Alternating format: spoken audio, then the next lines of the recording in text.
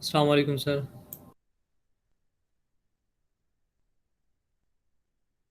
वालेकुम अस्सलाम। यार कुछ पेपर्स वगैरह का है पता? मैंने अभी उनसे पूछा है, वैसे कितने वीक्स रह गए हैं हमारे? सर मेरे ख्याल में जनवरी के एंड में पेपर्स होंगे। एक कैलेंडर देख लेता हूँ एक दफ़ा।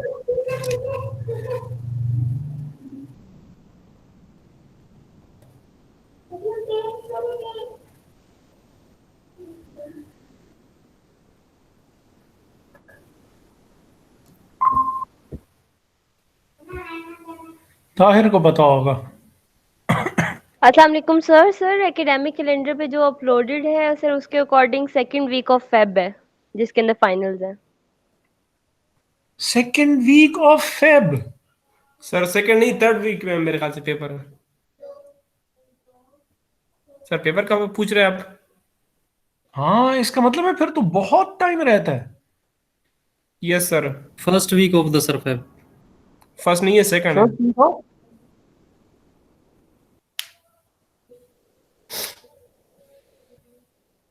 नहीं, वो उसके लिए कुछ प्रेप लीव्स पहले, या वो जो मॉक हुए थे लास्ट टाइम, वो कुछ उस तरह का काम होगा या क्या? कुछ एकेडमिक कैलेंडर ही जरा ग्रुप में पोस्ट करेंगे जिसके एक पास है। मिनट सर, मैं देखता हूँ।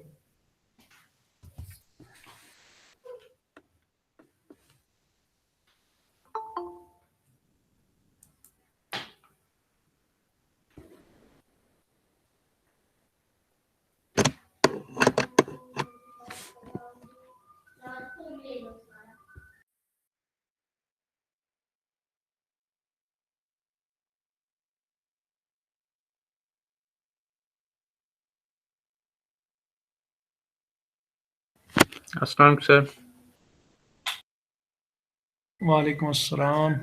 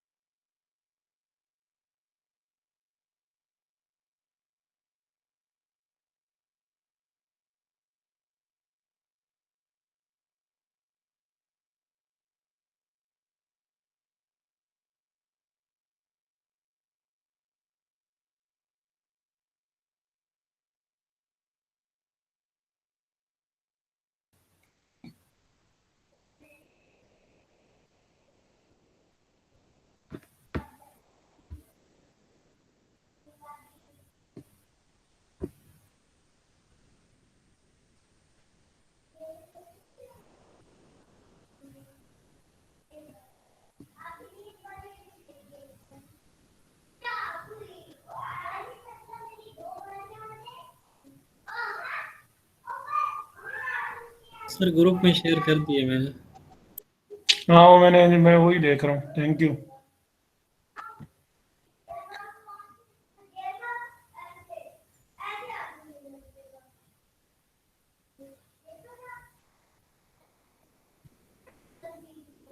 ये तो जनवरी के उसमें है ना यार?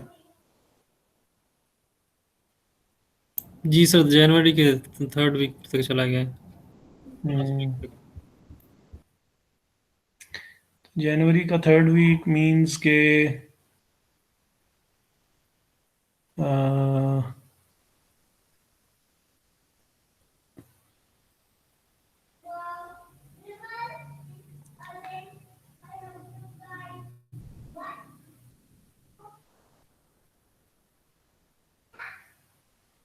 सर मेरे ख्याल में 28 ही होगा।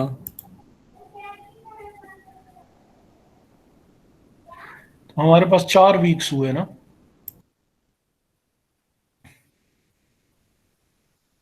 हम्म। जी सर।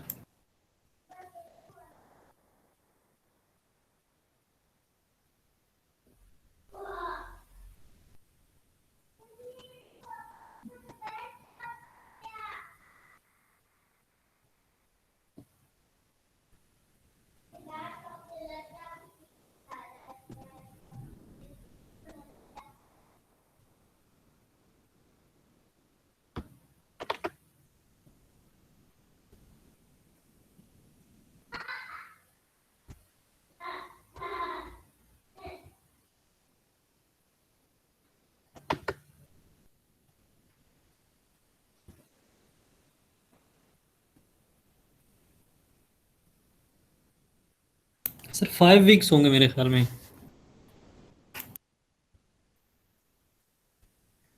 5 नहीं यार, अभी ये वाला वीक जो चल रहा है इसमें हमारी क्लास 24th को होनी है,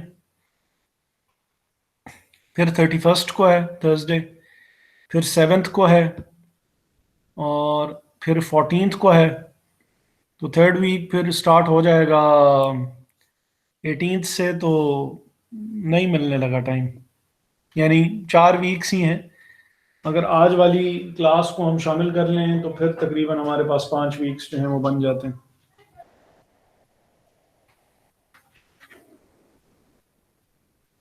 जी सर। जी सर, से ये 11 वीक है ना, 4 और ऐड करेंगे तो 15 वीक, और 16 वीक में तो वैसे भी एग्जाम्स हो जाएंगे। वैसे अभी हमारे जो एक्चुअल में जो हुए हैं यार, एक तो ये नीचे क्यों चला जाता है?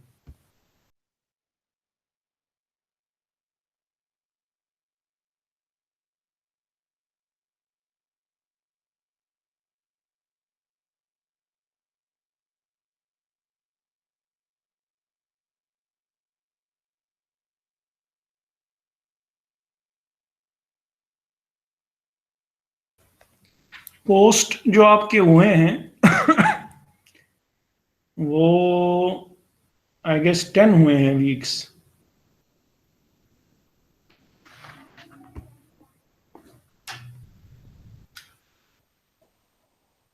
आज का मिला के 11th हो जाएंगे। जी सर, एक मिड टर्म वाला था वो, और उसके साथ 12 हो जाएंगे। नहीं, मिड टर्म को शामिल करके तो उसके साथ ही ठीक है। उसके साथ उसको शामिल करके 11 हुए। और अगर 4 और कर लेते हैं तो 15th वीक पे ठीक है, हमें कोर्स कवरेज भी इंशाल्लाह आराम से हो जाएगी, कोई इशू नहीं है। और टाइम का भी वैसे भी कोई इशू इंशाल्लाह नहीं बनेगा।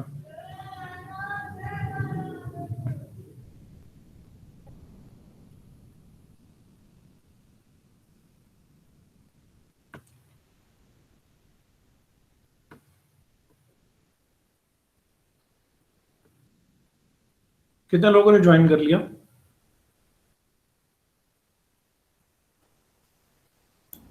7 हो गए सर। चैलेंज जी, वहीद साहब भी आ गए। वो लोग हैं जिन्होंने एफआरएम पहले नहीं पढ़ी थी?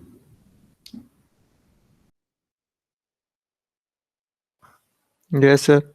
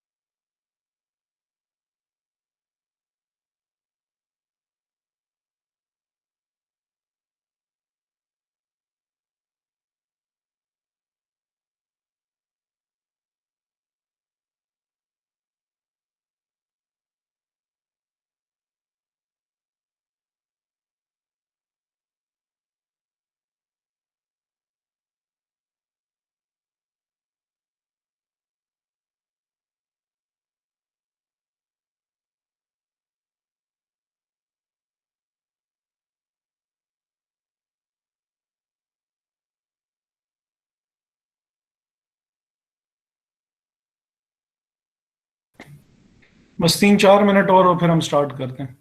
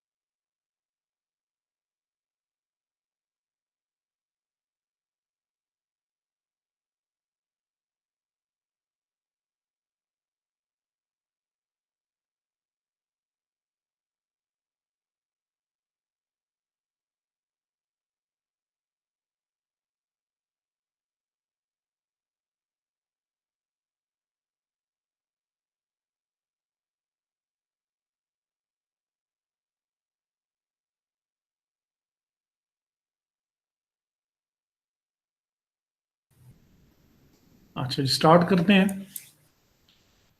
हाँ, रिकॉर्डिंग भी हो रही है, ठीक हो गया। अस्सलाम वालेकुम सर। वालेकुम अस्सलाम रहमतुल्लाह।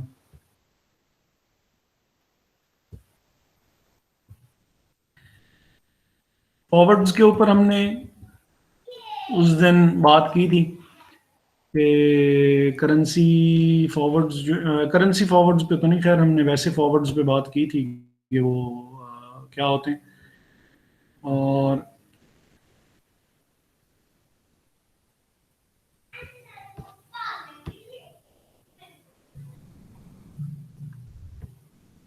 उसमें जो बेसिक्स हमने वैसे तो डिस्कस की थी।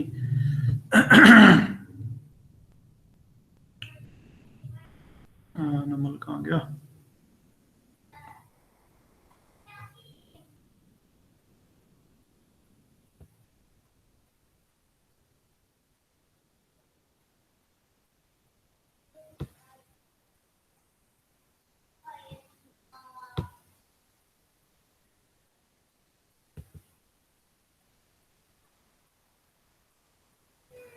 अच्छा जी, यहाँ तक जो है वो हमने बात जो है वो की थी कि सॉरी कि लॉन्ग पोजीशन क्या होती है, शॉर्ट पोजीशन क्या होती है, सेटलमेंट जो है वो कैसे होगी इसकी कॉन्ट्रैक्ट की। और हमने ये बात किया था कि अगर अर्ली टर्मिनेशन आप कॉन्ट्रैक्ट की करना चाहें तो क्या वो पॉसिबल है या नहीं है। तो उसमें हमने देखा था कि ये पॉसिबल जो है वो है कि सिचुएशन इस तरह की हो सकती है। अब इसमें जो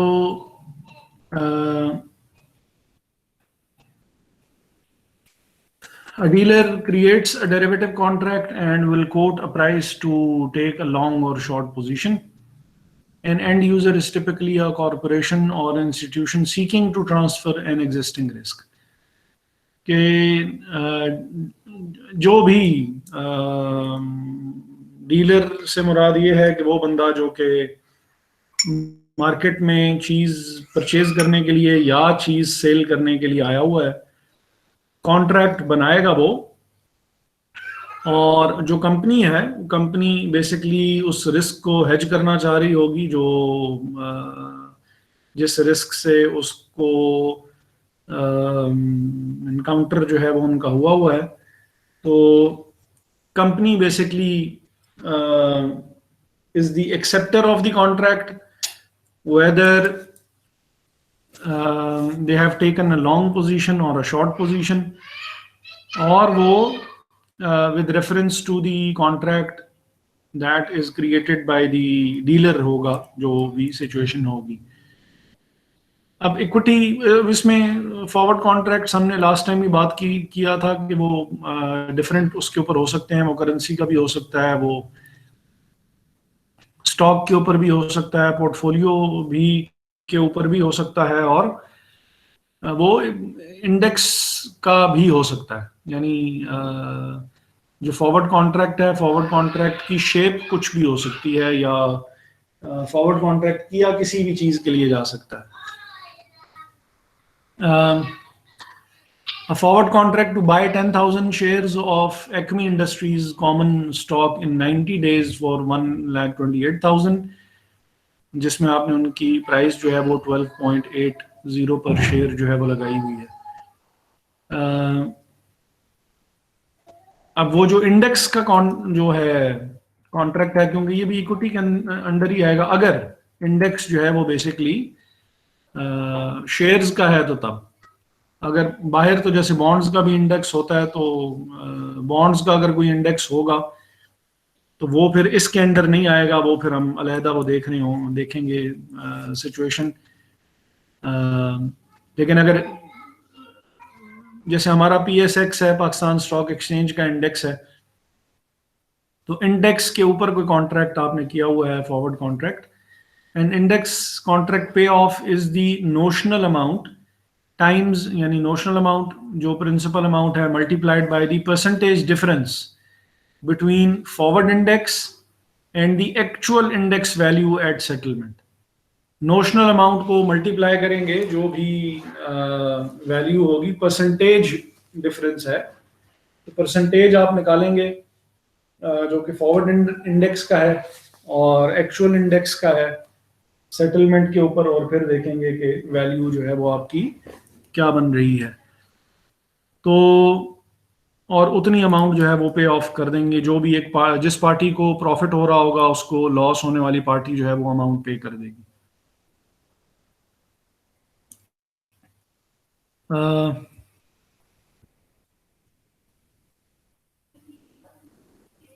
फॉरवर्ड रेट एग्रीमेंट के ऊपर भी हमारी खैर बात हो चुकी है।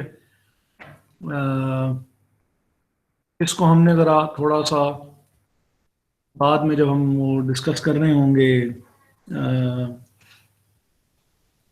इंटरेस्ट रेट्स की हेजिंग के ऊपर बात हो रही होगी, तो उस वक्त हम जाके इंशाल्लाह उस वक्त डिस्कस करेंगे एफआरए को।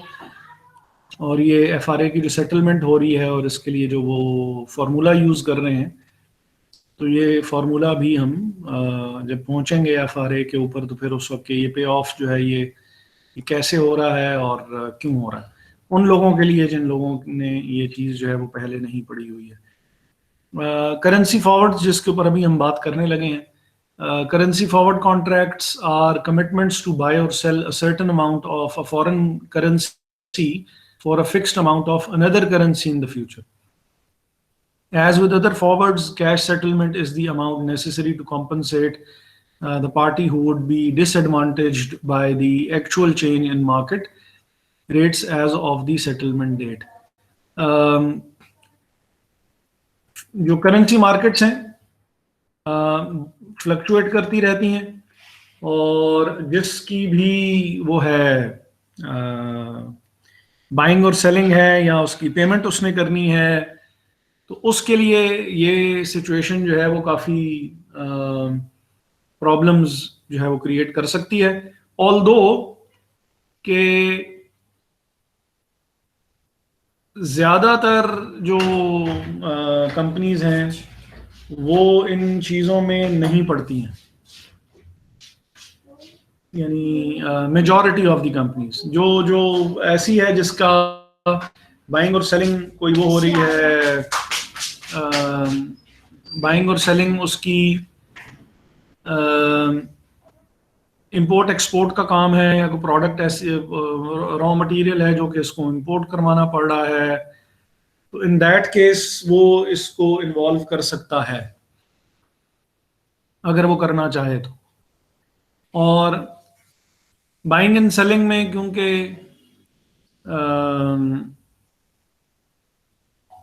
जो करेंसी है, जो डॉलर का रेट है जैसे, तो उसमें उतार चढ़ाव आता रहता है, और उसमें एक नहीं, उसमें बड़े फैक्टर्स होते हैं जो कि करेंसी की वैल्यू में चेंज लेके आ सकते हैं।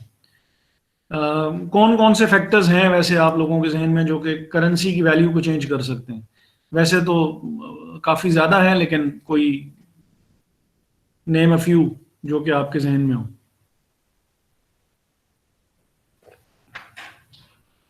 सर इन्फ्लेशन, डेप्रिसिएशन जो सी हो रही होती है हमारी करेंसी की। पूरा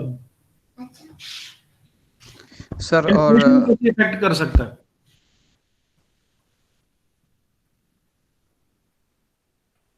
सर इन्फ्लेशन इस तरह अफेक्ट करता है कि सर हर कंपनी की रॉ मटेरियल्स आपको पता है कि वो डिपेंडेंट होते हैं इन्फ्लेशन के। अगर की रॉ मटेरियल का अगर वो उस बास्केट में आता है जिसकी इन्फ्लेशन बढ़ी है, सर बास्केट्स बनी हुई है, जैसे फूड की बास्केट्स हैं, उनकी इन्फ्लेशन अलग काउंट की जाती है। एक तो कम्युलेटिव है, सीपीआई जिसे कहते हैं, और उसके अलावा भी इन्होंने बनाई हुई है। अगर आपकी जो मटेरियल जो आप यूज़ करते हैं उसकी इन्फ्लेशन बढ़ गई है because of the underlying supply and demand issues, या फिर सप्लाई कम हो गई, जैसे कॉटन की अभी एग्जांपल होती है, क्योंकि पाकिस्तान में कॉटन बहुत कम हो रही है, प्रोडक्शन उसकी फॉल करती जा रही है, और उससे अपना सर ये जो दूसरा है गन्ना जो है शुगर कैन, वो बहुत ज़्यादा उग रहा है इसके कंपैरिजन में, और वो कम उगाते हैं। ठीक है, तो अब ये सप्लाई कम होती जा रही है, तो आप क्या करेंगे सर, आप इंटरनेशनल मार्केट से इंपोर्ट करेंगे। जब आप इंटरनेशनल मार्केट से इंपोर्ट करेंगे तो इंटरनेशनल मार्केट की जो प्राइसेस होते हैं नेचुरली हायर होती हैं, क्योंकि उसमें आप ड्यूटीज और टैक्स वगैरह ये शामिल करते हैं।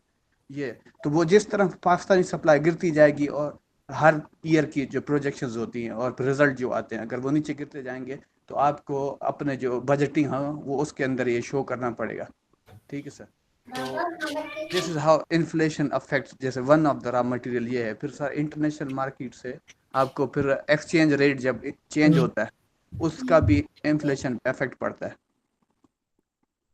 आपका जैसे एक्सचेंज रेट ऊपर जाएगा सर, ठीक है सर, तो आपके जो की रॉ मटेरियल वो महंगे होते जाएंगे। तो this is the one way कि जिससे होता है जो डिमांड सप्लाई जो कि इन्फ्लेशन पे अफेक्ट करती है, और इन्फ्लेशन आपके मटेरियल्स जो कि की इनपुट्स हैं उन पे अफेक्ट पड़ता है। और फिर एक जो करेंसी एक्सचेंज के जो हैं रेट्स हैं उनका ऊपर नीचे होने से आपके मटेरियल पे वही फिर से अफेक्ट पड़ता है, और फिर वो आपकी कंपनी के उसके ऊपर प्रोजेक्शंस के ऊपर अफेक्ट डालती है। परचेजिंग पावर पैरिटी पढ़ी हुई है आपने? Purchasing power parity theory. जी सर। जी सर, ये मतलब जो दो कंट्रीज हैं, अब ये यूजुअली सर आप जैसे आप जानते हैं कि ये दो कंट्रीज इसी के ऊपर असल में जो बेसिक कंसेप्ट है जिसके ऊपर एक्सचेंज रेट डिसाइड होता है वो परचेजिंग पावर पैरिटी है। कि एक कंट्री की परचेजिंग पावर मतलब अगर उसकी इकोनॉमी अच्छा मतलब परफॉर्म कर रही है और दूसरी की कम कर रही है, मतलब उसके इस ईयर के जो प्रोजेक्शंस है वो कम है, तो नेचुरली क्या होना चाहिए कि इस कंट्री के करेंसी स्ट्रॉन्गर होनी चाहिए और इस करेंसी की करेंसी वीकर होनी चाहिए। फिर उसका अफेक्ट पड़ता है उसके इंपोर्ट्स पे, फिर वो सारा अफेक्ट होता है सर। तो मुझे इस तरह की ध्यान। जी Zarafshan, purchasing power parity theory ये कहती है या कुछ और कहती है? अब क्योंकि इन्फ्लेशन का नाम आपने लिया तो इस वजह से आपसे ही क्वेश्चन जो है वो हम कर रहे हैं। सर यही कहती है। जी जैन।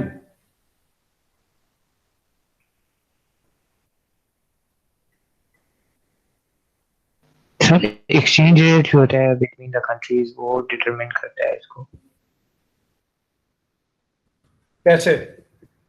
सर मतलब स्पेसिफिक गुड्स लोकेशन के लिहाज से फॉर एग्जांपल जो है वो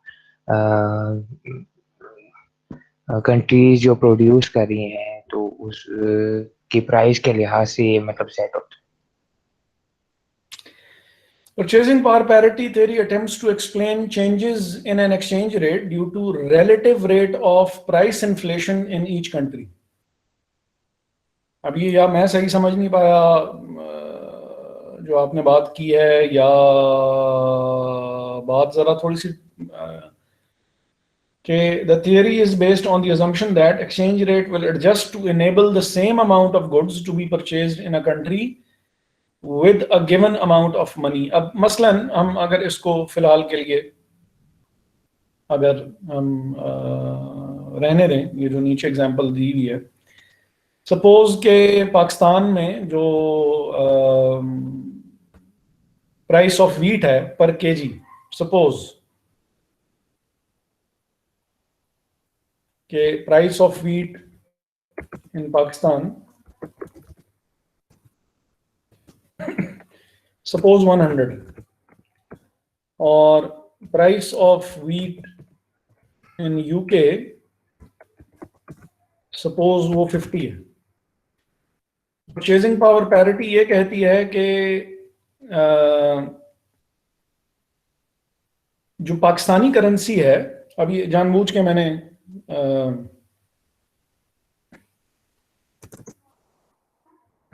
0.5 पाउंड है। अब पाउंड यहाँ पे है नहीं मेरे पास वो साइन, मैं खाली एल जो है वो यहाँ पे लिख देता हूँ कि ब्रिटिश पाउंड है। और जो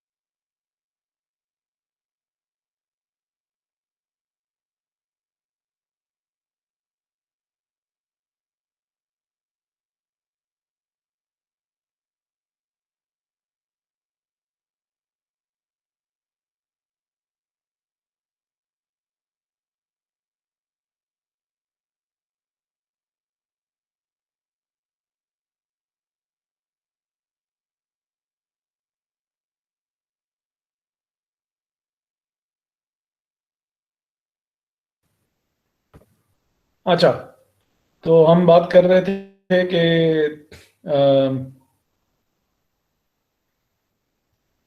तो अब यहां से ये बात होगी कि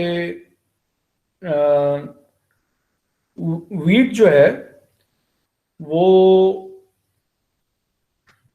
यूके में सस्ती है और पाकिस्तान में महंगी है। तो क्योंकि रुपी की जो परचेजिंग पावर है, वो परचेजिंग पावर जो है वो यूके की करेंसी जो कि पाउंड स्टर्लिंग है, स्टर्लिंग के बराबर नहीं है। तो इस वजह से Pakistani currency would have to be traded at a lesser value in comparison to the pound sterling, ताकि पैरिटी या इक्विलिब्रियम जो है वो मेंटेन हो सके। फिलहाल पैरिटी या इक्विलिब्रियम जो है वो मेंटेन नहीं हो सकता, क्योंकि वीट पाकिस्तान में जो है वो महंगा है और यूके में जो है वो सस्ता है।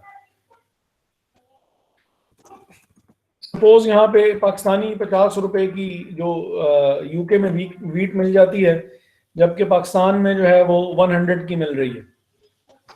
तो इसका मतलब है कि Pakistani currency in comparison to the sterling is a weaker currency, और आपकी करेंसी को डेप्रिसिएट होना पड़ेगा in order to maintain the equilibrium with the UK currency.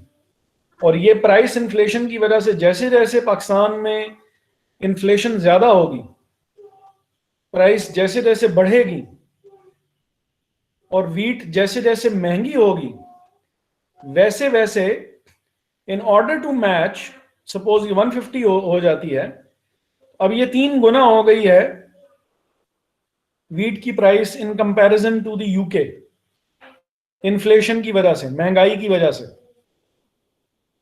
तो वैसे वैसे आपकी currency in order to maintain the equilibrium, in order to maintain the parity, आपकी करेंसी को डिप्रिसिएट होना पड़ेगा यूके की करेंसी के मुकाबले में। और आपके एक्सचेंज रेट जो है वो इस तरीके से डिटरमिन किया जाता है। लेकिन this is not the only factor जिसको हम जो है वो कंसिडर करते हैं। इंटरेस्ट रेट पैरिटी थ्योरी भी है, फिशर इफेक्ट भी है, और हम एक 4 वे इक्विवेलेंस उसको कहते होते हैं। वो आपने शायद जो है वो उम्मीद है कि कुछ लोगों ने तो पढ़ा भी होगा। बहरहाल परचेजिंग पावर पैरिटी ये कहती है, या इन्फ्लेशन ये कहती है कि अगर आपके मुल्क में इन्फ्लेशन होगी तो आपकी currency would get cheaper in comparison to the country which is in perspective, जिसके साथ आप मैच करना चाह रहे हैं, बेशक वो यूके है, बेशक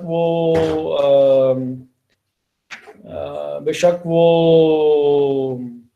अमेरिका है, बेशक वो ऑस्ट्रेलिया है, जो भी है, in comparison to that country आपके यहाँ पे वीट या जो भी जैसे शर साहब ने कहा था कि डिफरेंट इन्फ्लेशन भी डिफरेंट किस्म की हो सकती है। फूड इन्फ्लेशन है, उसको मेजर करने का तरीका डिफरेंट, उसकी वैल्यू डिफरेंट। तो इसी तरह हम अगर फूड बास्केट को ही देख रहे हैं, फूड इन्फ्लेशन को ही देख रहे हैं, तो फूड इन्फ्लेशन को कंपेयर करेंगे जब हम, तो हम ये देखेंगे कि हमारे यहाँ पे क्योंकि रुपी डी वैल्यू होता जा रहा है, क्योंकि उसमें उसकी जो परचेजिंग पावर है वो कम होती जा रही है in comparison to the UK और यूएस। तो अगर हम एक्सचेंज रेट बनाना शुरू करेंगे या हम इस्टेब्लिश करना शुरू करेंगे, तो उसमें हम इस चीज को भी अकाउंट फॉर करेंगे कि हमारी करेंसी उनकी करेंसी के मुकाबले में कितनी चीपर है। फिर इसमें डिमांड और सप्लाई का भी इफेक्ट होता है कि हम डॉलर के बारे में इतने ज्यादा क्यों वो हैं सेंसिटिव हैं, क्योंकि हमारे जो लोन्स वगैरह हैं वो सारे के सारे जो हैं वो डॉलर्स में हैं, और डॉलर की अगर प्राइस जो है वो बढ़ती है तो हमारे ऊपर जो डेट सिर्फ प्राइस इन्फ्ले यानी इस सिर्फ पैरिटी ख़राब होने से या जो डॉलर ऊपर जाने से हमें एक्स्ट्रा अमाउंट मजीद पे यानी मजीद वापस करनी पड़ेगी, जो कि हमारे लिए काम जो है वो पहले की बनिस्बत और ज़्यादा मुश्किल हो जाएगा अगर डॉलर मजीद ऊपर जाता है तो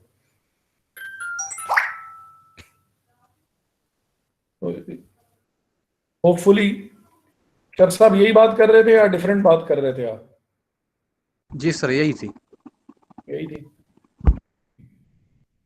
सर जो मैंने पढ़ा हुआ था परचेज पावर थ्योरी को कि अगर इन्फ्लेशन इग्नोर की जाए तो दोनों की जो बास्केट है कि वो सेम प्राइस में होनी चाहिए, कि अगर वीट वहां पे भी 100 थी तो यहाँ पे भी जो इन्फ्लेशन आएगी वही एक्सप्लेन करेगी एक्सचेंज रेट को।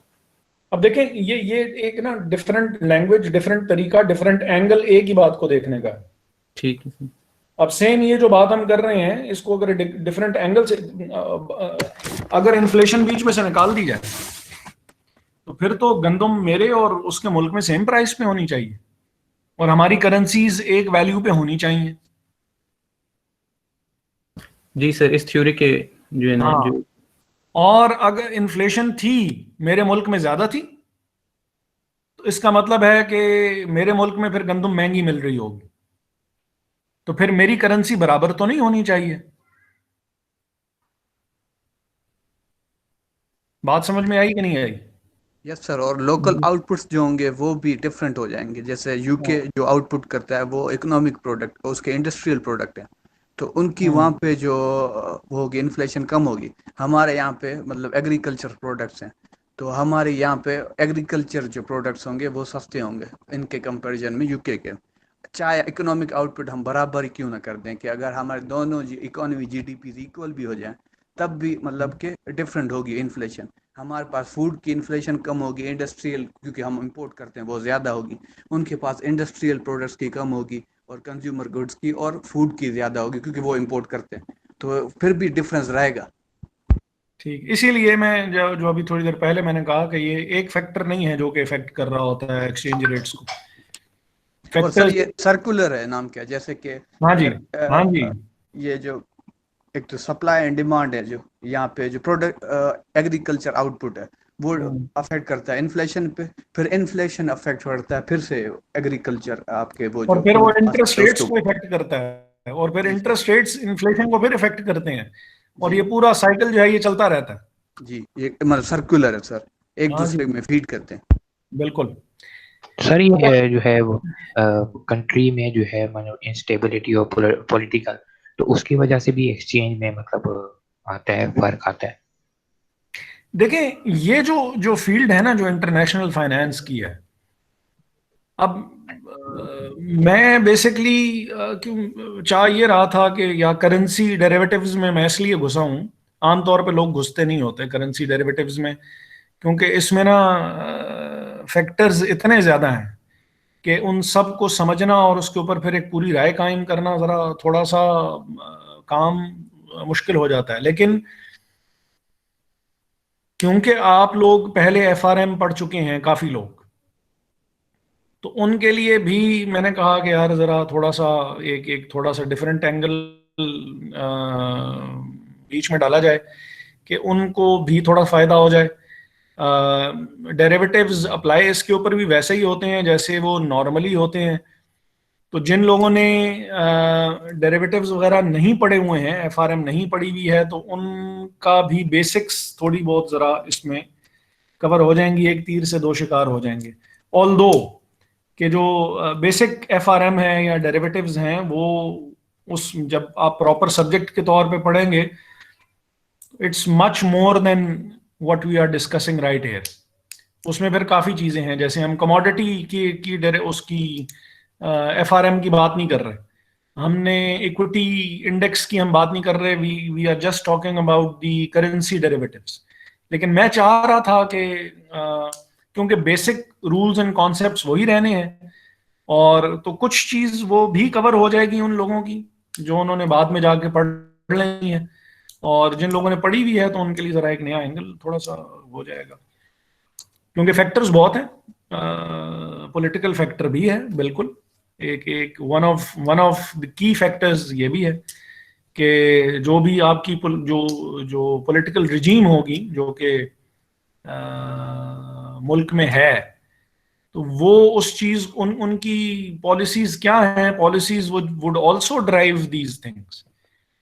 अब जैसे वो पहले जो पुराने वाले थे, पुराने वाले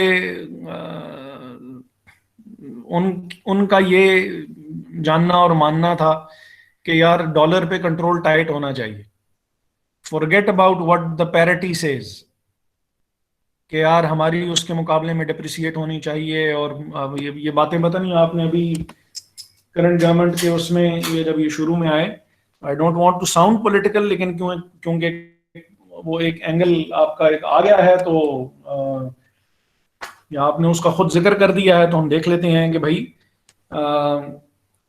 पुराने वाले कहते थे कि यार नहीं, डॉलर पे कंट्रोल टाइट होना चाहिए, और उसके अपने रीजंस थे उनके कि वो डॉलर के ऊपर जो है वो कंट्रोल टाइट क्यों होना चाहिए।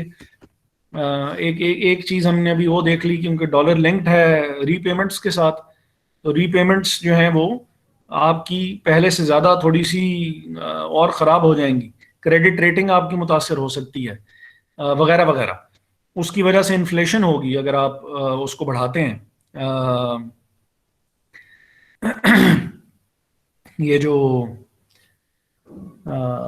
रेट को बढ़ाते हैं, तो रेट बढ़ाने की वजह से इन्फ्लेशन होगी, तो आपको इंटरेस्ट रेट्स एडजस्ट करने पड़ेंगे, तो इन्फ्लेशन मजीद इफेक्ट होगी, और ये बात तो चलती रहेगी, और डेट रीपेमेंट्स करते करते आपको बहुत ज़्यादा मुश्किलात हो जानी है। बीच में एक वैसे बात आ गई है, तो वो मैं सुन रहा था, अगर मुझे वो वीडियो मिल गई तो मैं आप लोगों के साथ शेयर भी करूंगा। नाइजेरियन फाइनेंस मिनिस्टर था, तो उसने पार्लियामेंट में पता नहीं आपने वो वीडियो आपकी नज़र से गुजरी है कि नहीं गुजरी है, कि ही सेड के जब मैं बच्चा था, मींस के वो नाइजेरियन फाइनेंस मिनिस्टर जब बच्चा था, उसने कहा कि एक नाइजेरिया में भी मेरा ख्याल है या लीरा इस्तेमाल होता है या क्या इस्तेमाल होता है, लेट्स सी। बहरहाल चलें फॉर द आर्गुमेंट सेक कि नाइजेरियन ₹1 के बराबर $1 और £1 था। फिर कहता है कि हमें पैसों की जरूरत पड़ी और हम IMF प्रोग्राम में गए, और हमें पता लगा कि नहीं यार, तुम्हारे यहाँ तुम्हारी और हमारी पैरिटी बराबर नहीं है, you will have to depreciate your currency. Depreciate तो नहीं, प्रॉपर वर्ड उसके लिए डी वैल्यू कहना चाहिए, क्योंकि डी वैल्यू आप खुद करते होते हैं, डेप्रिसिएट तो डिमांड एंड सप्लाई फैक्टर्स की वजह से होती है। You will have to devalue your currency, and they did just that. और उनसे कहा गया कि वीकली डी वैल्यूएशन करनी पड़ेगी, और उन्होंने वो काम किया, और कहता है कि आज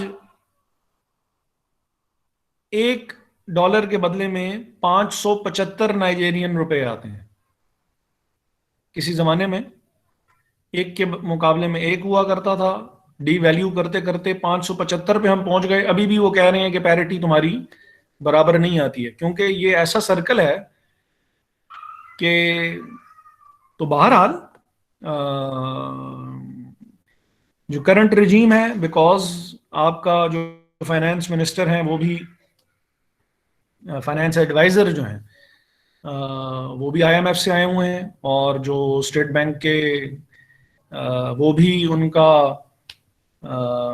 if I am not wrong तो इजिप्ट चैप्टर जो है वो डील कर रहे थे। तो दोनों प्रो IMF बंदे हैं जो कि फाइनेंस को इस वक्त डील कर रहे हैं, तो they had to go with the policies जो कि वहाँ पे इस्तेमाल होती हैं, और उन्होंने कहा कि नहीं यार, ये पैरिटी बराबर नहीं है, और बात फिर उन्होंने फ्री फ्लोट पे छोड़ा डॉलर को। डॉलर तकरीबन 170 तक पहुंच गया, then they had to readjust कि नहीं यार ये तो बात जो है वो बहुत जल्दी काबू से बाहर हो जाएगी, तो they had to take the control measures.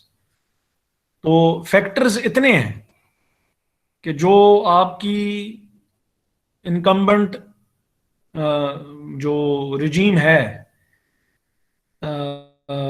वो क्या सोचती है, उसकी पॉलिसीज क्या हैं, उसका भी ऑब्वियसली इस चीज के ऊपर इफेक्ट पड़ेगा।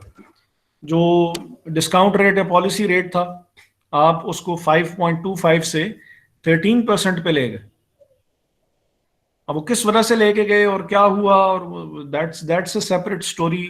लेकिन ऑब्वियसली उस चीज का भी इम्पैक्ट आपकी करेंसी, आपकी इन्फ्लेशन, आपकी पैरिटी, इस सब चीजों के ऊपर जो है उसका इम्पैक्ट भी डेफिनेटली पड़ता होता है। This is one of the factors. इसीलिए मैं कह रहा हूं कि ये चीज बहुत, स्कोप इसका बहुत ब्रॉड है जो हम डिस्कस कर रहे हैं। तो दोनों चीजें क्योंकि इसमें कवर हो जाती हैं, तो आई थॉट कि इट वुड बी बेटर कि अगर हम करेंसी डेरिवेटिव्स को हम डिस्कस कर लें रादर देन कि हम नहीं। अच्छा, गाजी गाजी बेटा डोज, थैंक यू पूरा। हाँ अच्छा जी। सर ये जो पॉलिटिकल मतलब इंस्टेबिलिटी है, ये सेकेंडरी होगा सर, नाम के प्राइमरी और नहीं रीजन नहीं होगा, क्योंकि इसका मतलब कि दूसरी चीजों पे इफेक्ट पड़ता है और फिर उसका इफेक्ट पड़ता है, नाम क्या है किस चीज का सर, ये पॉलिटिकल इंस्टेबिलिटी है, प्राइमरी फैक्टर नहीं होगा सर, सेकेंडरी होना चाहिए सर। हाँ हाँ, देखें पॉलिसीज की वजह से आगे सारी चीजें होंगी ना, जो भी अब इन्फ्लेशन रेट, अभी मैं कल परसों की ही फिगर्स देख रहा था कि साउथ ईस्ट एशिया में we have the highest rate of inflation. तो मैंने कहीं स्क्रीनशॉट भी लेके रखी हुई थी, अब मुझे अगर कहीं मिल जाए तो मैं, कि अब वो इन्हीं वजूहात की बना पे है कि आप एक के बाद एक फैसला करते हैं, उन फैसलों के फिर रिपरकशंस हैं और उसके इफेक्ट्स हैं जो कि ट्रांसफर होंगे किसी ना किसी जगह पे, और फिर वो सिर्फ कैचिंग अप गेम रह जाती है कि अब ये ठीक कर लें तो और चीज खराब हो जाएगी। यहाँ पे एक इशू है जो मैंने न्यूज में काफी दफा ये चीजें देखी हैं सर, जब ये फिगर्स काउंट मतलब शो कर रहे होते हैं तो सर कहते हैं कि हमारा जैसे 10 हमारा ये 15 पे था और 30 पे चला गया इन्फ्लेशन का नंबर, लेट सपोज, ठीक है सर।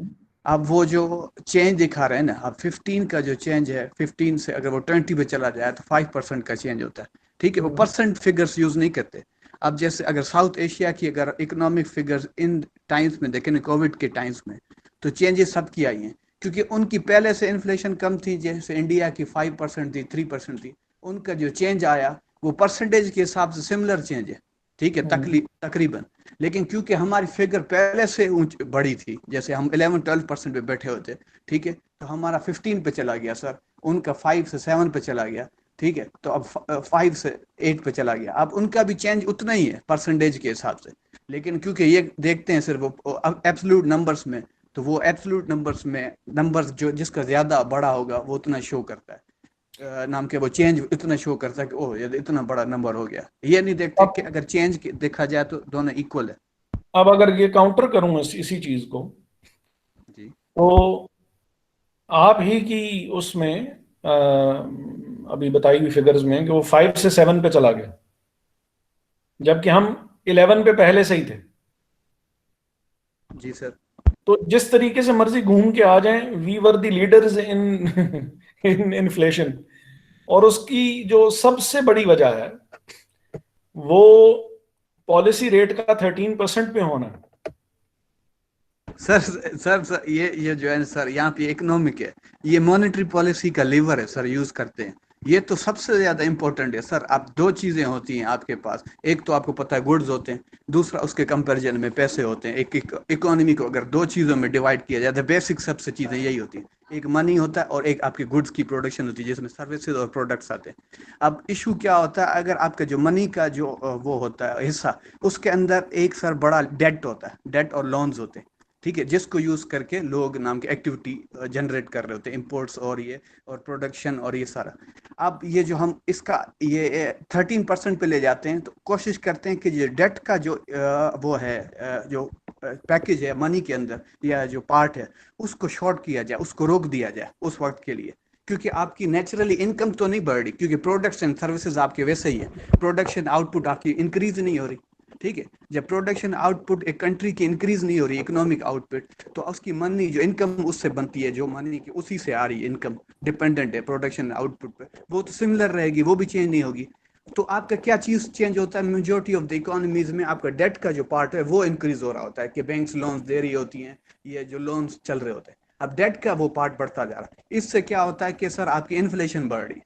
ठीक है, प्रोडक्शन अगर साथ साथ बढ़ रही हो, जैसे आपके प्रोडक्ट्स एंड आउटपुट्स जो है वो भी बढ़ते जाएं और साथ साथ डेट का पार्ट भी, तब तो अंडरस्टैंडेबल है, फिर इनकम का पार्ट भी साथ चलता रहेगा, तो ये इन्फ्लेशन कंट्रोल रहेगी। लेकिन अगर सिर्फ डेट का पार्ट बढ़ता जा रहा है और प्रोडक्शन और आउटपुट इनकम वहीं पर रुकी हुई है, तो वो इम्बैलेंस हो जाता है, production number of goods and products जो हैं उसकी और सर्विसेज ऑफ द उस कंट्री की और उसका जो मनी का है, तो इम्बैलेंस क्या करता है, इन्फ्लेशन बढ़ाता जाता है। तो सर हमने क्योंकि बाहर से इतना एक्यूमुलेट कर लिया था डेट, कि वो डेट का पोर्शन बहुत ज्यादा हाई होता जा रहा था। ठीक है, हमारी मजबूरी भी थी, ट्रेड डेफिसिट भी इतना ज्यादा था सर, मजबूरी भी है, फिर हमने इंटरनल जो प्राइवेट है डेट वो भी है, तो हमने उसे रोकने के लिए, ठीक है, कि हमने इसको इंटरेस्ट रेट को बहुत ऊपर कर देते हैं। अब इंटरेस्ट रेट को ऊपर होने की वजह क्या है कि भाई नो मोर डेट, और लोग डेट नहीं लेंगे जब तक हम स्टेबलाइज ना करें। इसको कहते हैं हम स्टेबलाइजेशन एक्टिविटीज होती हैं। इसमें नेचुरली आप सबसे पहला काम यही करते हो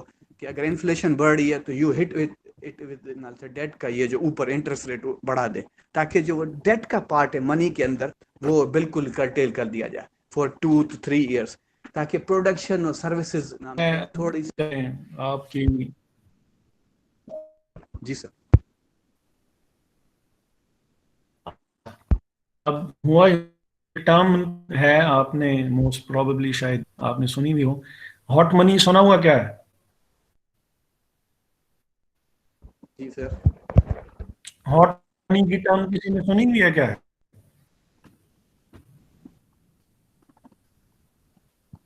किसी ने भी नहीं सुनी हुई? No sir. अब्दुल फातेह,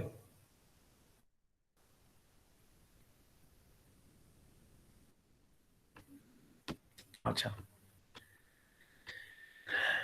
जो हमारे यार, और मैं इंतहाई माजरत के साथ, लेकिन ये डिस्कशन क्योंकि ज़रा अच्छी है, थोड़ी सी काइंड ऑफ प्रैक्टिकल है, तो इस वजह से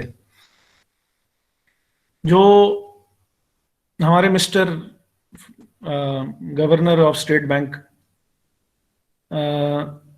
सेम कॉन्सेप्ट इन्होंने, हॉट मनी का कॉन्सेप्ट जो है इन्होंने इंट्रोड्यूस करवाया जब ये थे चैप्टर ऑफ इजिप्ट को कंट्रोल कर रहे थे, आईएमएफ की तरफ से अपॉइंटेड थे वहां पे, तो ये टर्म इन्होंने वहां पे कॉइन की। अब हॉट मनी क्या चीज है? हॉट मनी ये चीज है कि पैसा अट्रैक्ट करने के लिए, कि फॉरेन इन्वेस्टमेंट, फॉरेन प्लेयर्स जो हैं वो अपनी इन्वेस्टमेंट वहां लेके जाएंगे जहां पे उनको सबसे हाईएस्ट रेट ऑफ इंटरेस्ट दुनिया में कहीं पे भी मिल रहा होगा। इफ यू रिमेंबर, तो बैलेंस ऑफ पेमेंट्स और बैलेंस जो जो जो ट्रेड डेफिसिट था वो हमारा ज़रा ठीक नहीं था। आईएमएफ की पहली कंडीशन के लोन अगर चाहिए, इन दो चीज़ों को ठीक या मेंटेन आपको करना पड़ेगा। हम लोगों ने क्या किया कि बैलेंस ऑफ पेमेंट्स को क्या ज़रा हमारा वो ठीक हो जाए या काइंड ऑफ मेंटेन हो जाए, ताकि हम आईएमएफ से लोन लेने के लिए हमें इजाज़त मिल जाए। तो हम लोगों ने जो पॉलिसी था उसको बढ़ा दिया और इतना कर दिया जो कि दुनिया में और पे भी और ऑफर नहीं कर रहा। नतीजा उसका क्या हुआ कि हमें लोन, जैसे आपने सुना होगा कि सऊदी अरब ने भी वो लोन रखवाया था जिसमें से एक किस्त इन्होंने अभी कुछ अर्से पहले वापस भी की है, और वो अखबार में बहुत चर्चा भी उसका हुआ है कि हमने चाइना से उधार लेके और हमने सऊदी अरब को जो है वो उधार वापस पे कर दिया है। अब वो उधार जो उन्होंने रखवाया हुआ भी था, वो भी अब अगर आपने वो फॉलो किया हो सारी उस टर्म को, सारे उस किस्से को, तो वो ये था कि ये आपके अकाउंट में रखवा दिए जाएंगे। आप इससे बेनिफिट हासिल इस लिहाज से कर सकते हैं कि यूजेज वगैरह इसका नहीं होगा, काइंड ऑफ फिक्स डिपॉजिट है। जी, फॉरेन एक्सचेंज रिजर्व्स में थे सर।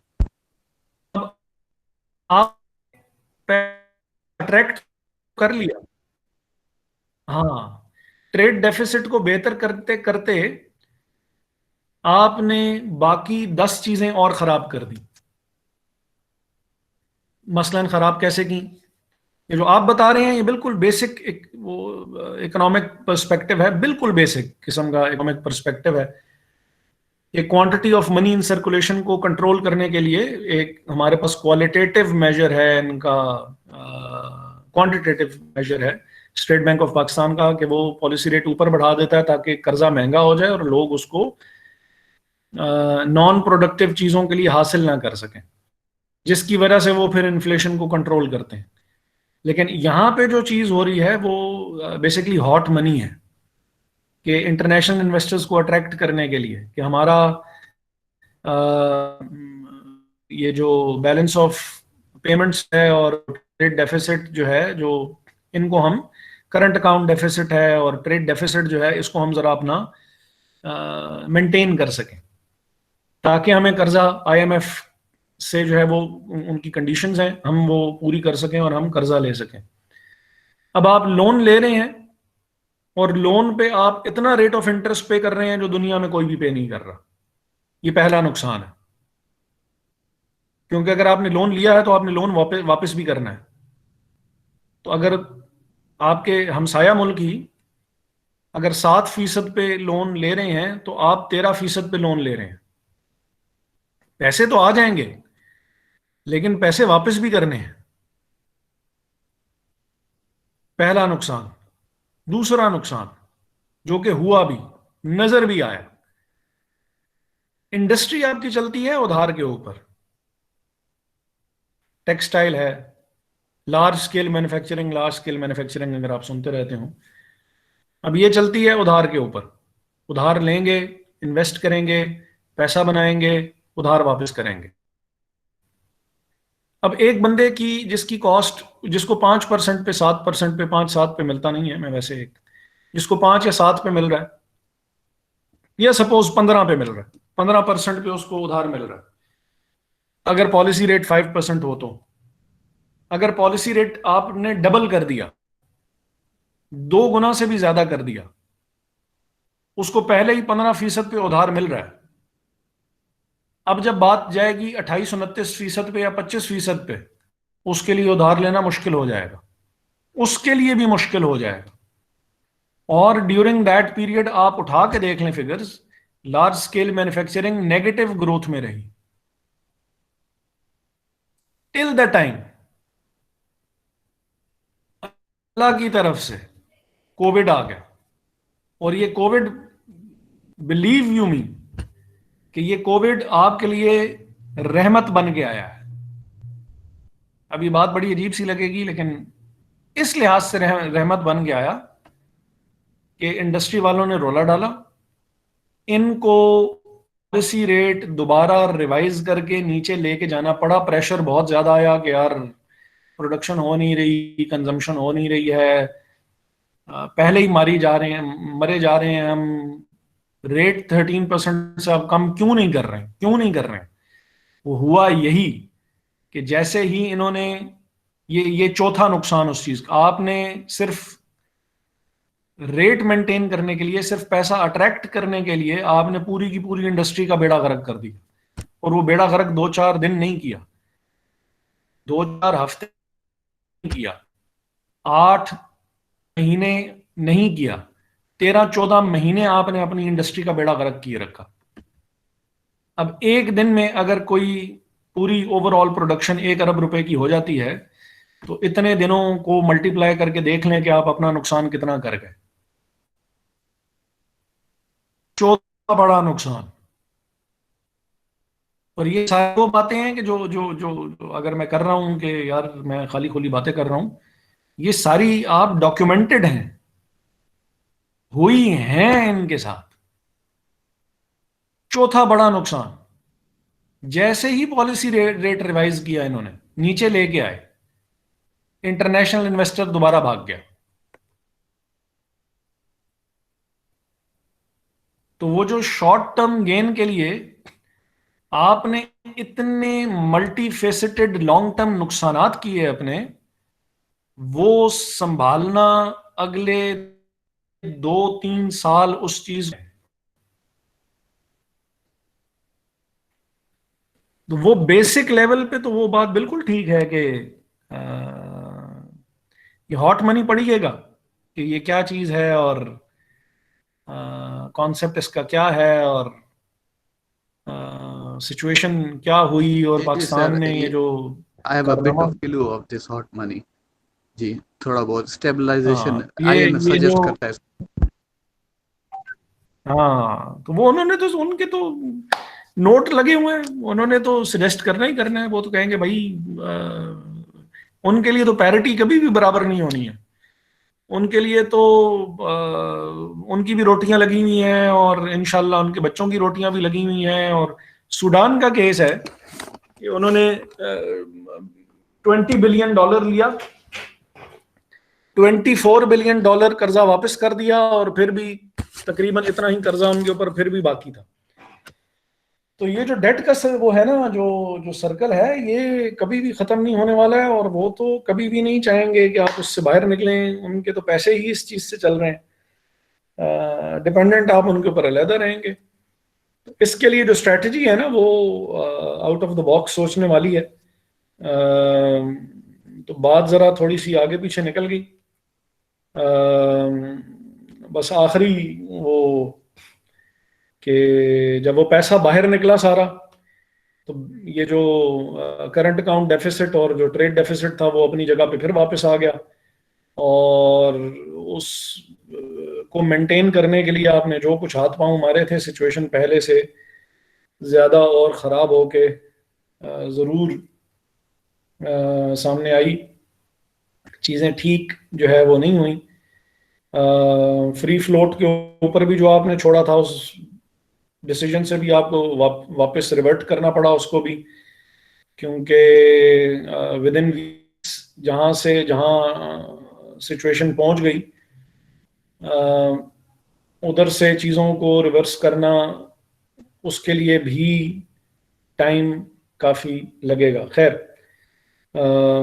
हम बात कर रहे थे कि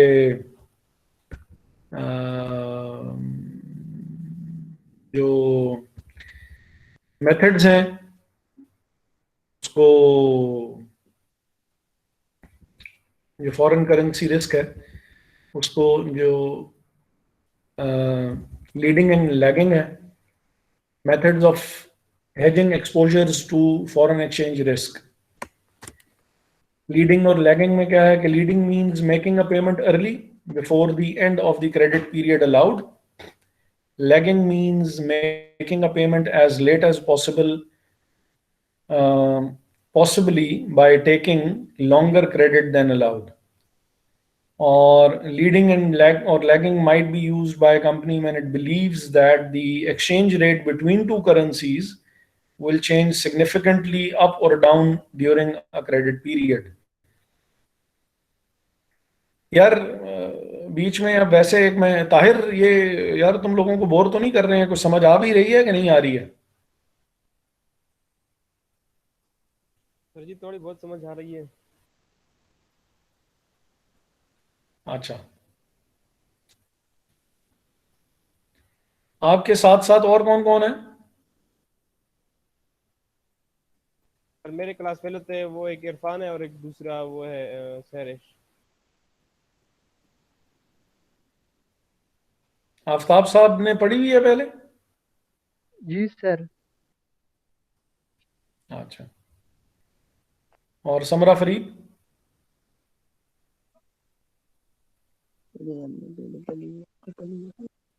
यस सर, मैंने भी पढ़ी हुई है पहले। ठीक हो गया। अच्छा, तो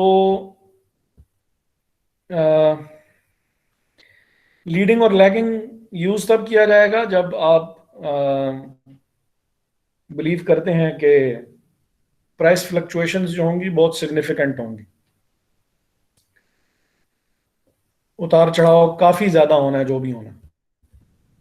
तो the purpose of leading is to, example भी देख लेते हैं। खैर अभी the purpose of leading is to pay early a currency that is expected to increase in value against the payer's own currency during the credit period, or purpose of lagging is to pay payment as long as possible, to delay payment as long as possible in a currency that is expected to fall in value. A company in Pakistan purchases goods from a supplier in France. The Pakistani company is required to pay in euro but has 3 months credit from the supplier. When the goods are delivered, the exchange rate is 120 rupees per euro. 1 euro के बदले में 120 जो है वो रुपए मिलेंगे. The Pakistani company might believe that the rupee will fall in value against the euro over the next 3 months. If so, delaying payment means that the eventual cost of the payment in rupees will increase. The Pakistani company might therefore decide to make the payment immediately so that it is no longer exposed to the risk of a fall in value of the rupee against the euro. अब ये leading की example है कि अगर आप expect कर रहे हैं कि अभी 120 है, 120 का 1 यूरो मिल रहा है, कल को हो सकता है 150 रुपयों का 1 यूरो मिल रहा हो, तो मुझे 30 रुपए एक्स्ट्रा पे करने पड़ेंगे हर यूरो के पीछे, तो नुकसान हो जाएगा. इस नुकसान को बचाने के लिए पेमेंट हम आज ही कर देते हैं ताकि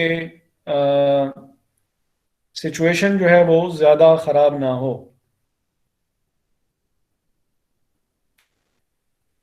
और लैगिंग में क्या होगा कि a company in Japan has bought goods from a US supplier and payment in US dollars is required after 2 months. The US dollar has recently been falling in value against the Japanese yen, and the depreciation of dollar against the yen is expected to continue for some time. अब Japanese क्या करेंगे?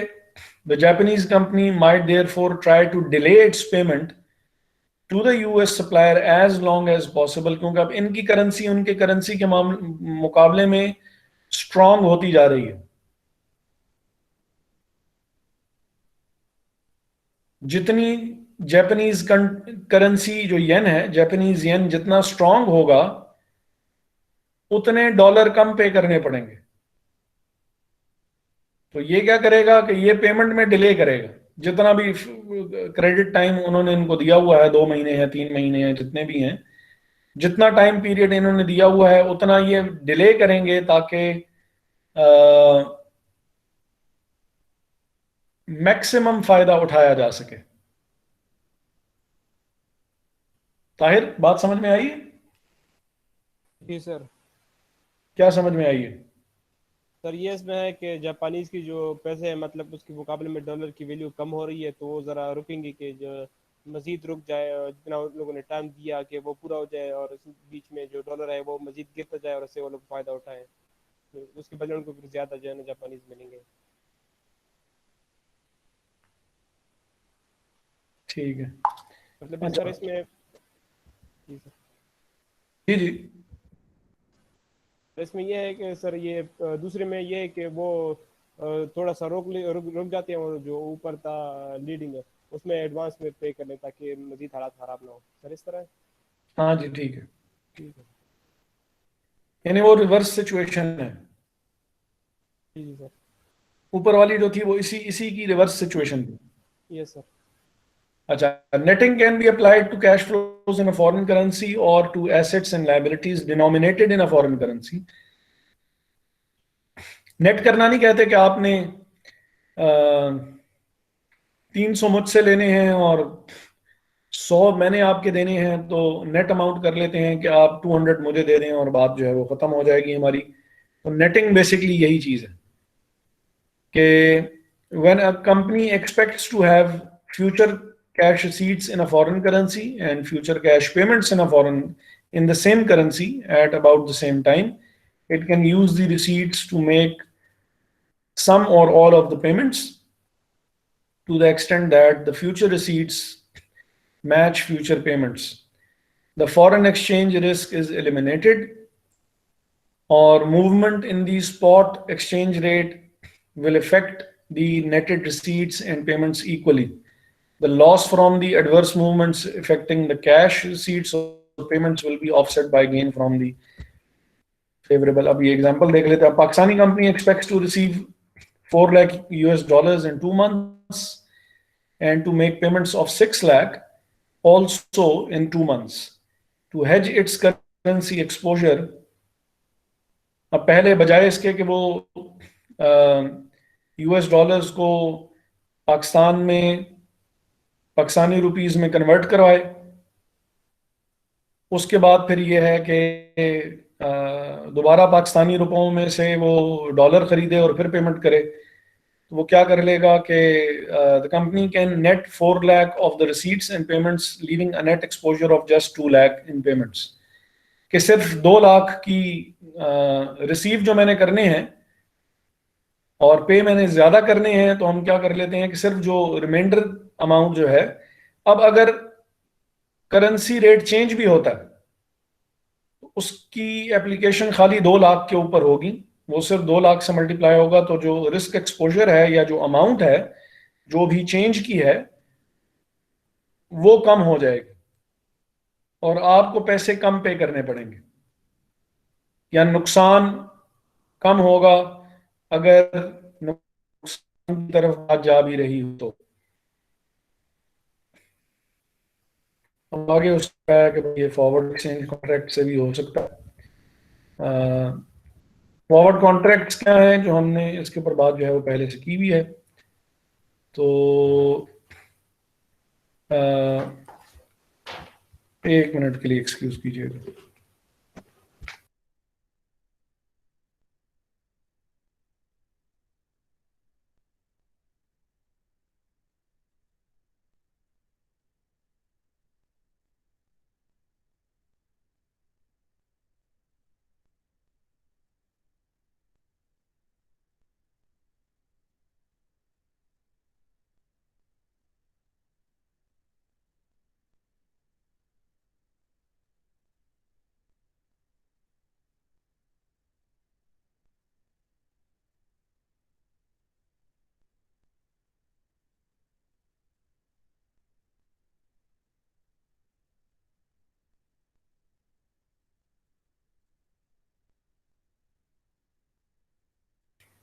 हाँ, ये एक और भी teacher एक आए हैं, वो भी आपसे बोलना चाहते हैं, सुन लें जी उनकी बात भी। हेलो। बस हेलो, ये मैंने एक अपने घर में केक कॉपी के ऊपर केक लगाया। ओके जी, गुड। हाय, बहुत अच्छी बात है। चलो बस जी होगी बात, चलो जाओ अब हम आप अपना पढ़ लें।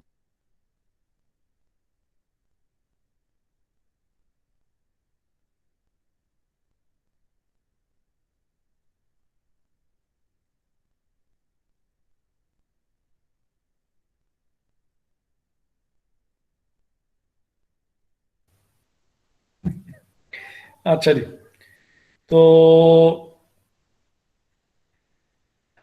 अच्छा, फॉरवर्ड रेट्स सर मैं तो पूछना ही भूल गया सर, केक चॉकलेट था या वनीला? ये कोई जी बस मिक्स किस्म की चीज थी। हाँ वो यार वो पूछ रहे हैं ये चॉकलेट था या वनीला, कौन सा केक था ये? आइसक्रीम चॉकलेट बनाना। आइसक्रीम, चॉकलेट, वनीला, इतने सारे थे, एक साथ सारे इतने थे। नहीं, मिक्स करके डाला। मिक्स करके डाले। बाबा इधर लिखिए। अच्छा यार, अभी मैं क्लास ले रहा जो हूँ। आपने लिखना है यहाँ पे हैप्पी, हैप्पी फिर या हार्ट। अच्छा चलो, मैं अभी क्लास ले रहा हूँ, फिर मैं ये जल्दी से मैं कर देता हूँ, लेकिन फिर इसके बाद अब मुझे डिस्टर्ब नहीं करना, ठीक है? बाकी फिर बाद में।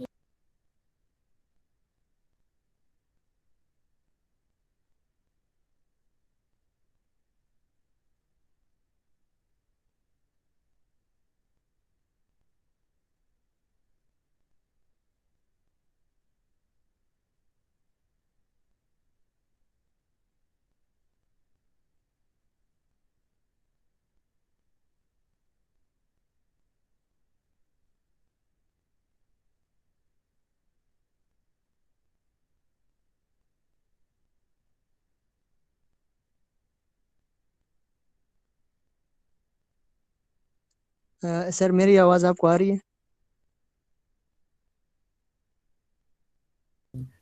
जी। सर मैं अभी जाऊँ, मुझे हॉस्पिटल जाना है सर। अल्लाह खैर करे। क्या सर हुआ? सर मेरा मैदे का मसला है सर, काफ़ी दिनों से। तो मैंने यहाँ डॉक्टर से अपॉइंटमेंट लिया था क्लिनिक में सर, जी कमर्शियल जी में। जी जी, जरूर जरूर जरूर जरूर। अल्लाह आपको सेहत दे। Thank you sir. आमीन सर, आमीन। चलो मैं सब बात आप, ठीक है। अच्छा जी, तो banks trade in foreign currencies. अब ये वो जो बैंक नहीं होते, वो जो आपको बिड रेट होता है और ऑफर रेट होता है कि आज जो है वो जो डॉलर का इंटर बैंक ऑफर, जो इंटर बैंक रेट जो है वो जो उन्होंने ऑफर किए हुए होते हैं। तो banks trade in foreign currencies both for immediate delivery, either to or from the bank at the spot rate, or for future delivery, either to or from bank at a forward rate. The forward rate is the rate at which bank is willing to trade in foreign currency at a pre-agreed date. Banks are able to quote foreign forward exchange rates for currencies because of the money markets. और इसमें money market hedging जो है वो भी हम जो है वो देखेंगे कि क्या हो सकती है। और हम कोई डायरेक्टली एग्जांपल्स के ऊपर चलते हैं कि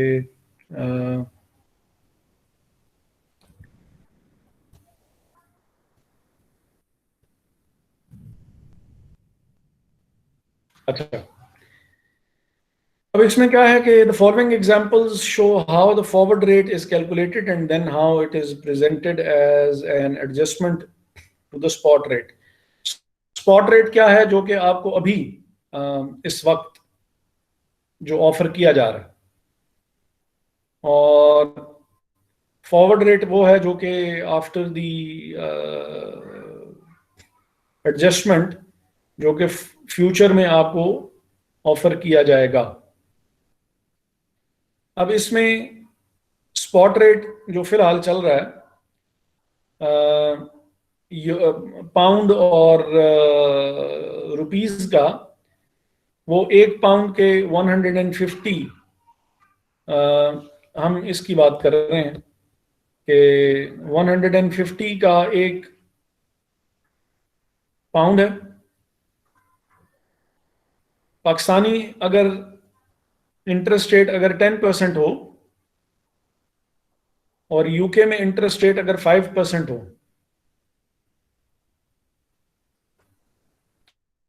तो क्योंकि इंटरेस्ट रेट ज्यादा होने की वजह से इन्फ्लेशन पाकिस्तान में ज्यादा होगी, तो Pakistani currency would be exchanged or would be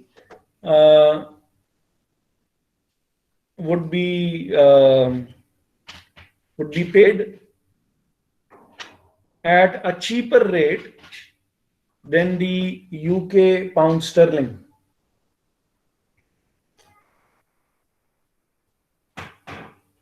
जैसे अभी हमने थोड़ी देर पहले बात की थी कि पाकिस्तान में अगर चीज महंगी मिल रही है तो आपकी करेंसी को डिप्रिसिएट होना पड़ेगा या आपकी currency would be traded at a lesser amount than the foreign currency. Same चीज जो है वो यहाँ पे इंटरेस्ट रेट के हिसाब से है, और इसको इंटरेस्ट रेट पैरिटी थ्योरी कहते हैं। परचेजिंग पावर पैरिटी थ्योरी तो हमने देखी थी। इंटरेस्ट रेट पैरिटी थ्योरी भी ये कहती है कि जहां पे इंटरेस्ट जिस करेंसी का इंटरेस्ट रेट, जिस कंट्री में इंटरेस्ट रेट ज्यादा होगा, उसकी करेंसी चीपर हो जाएगी with respect to the country जहां पे इंटरेस्ट रेट कम होगा।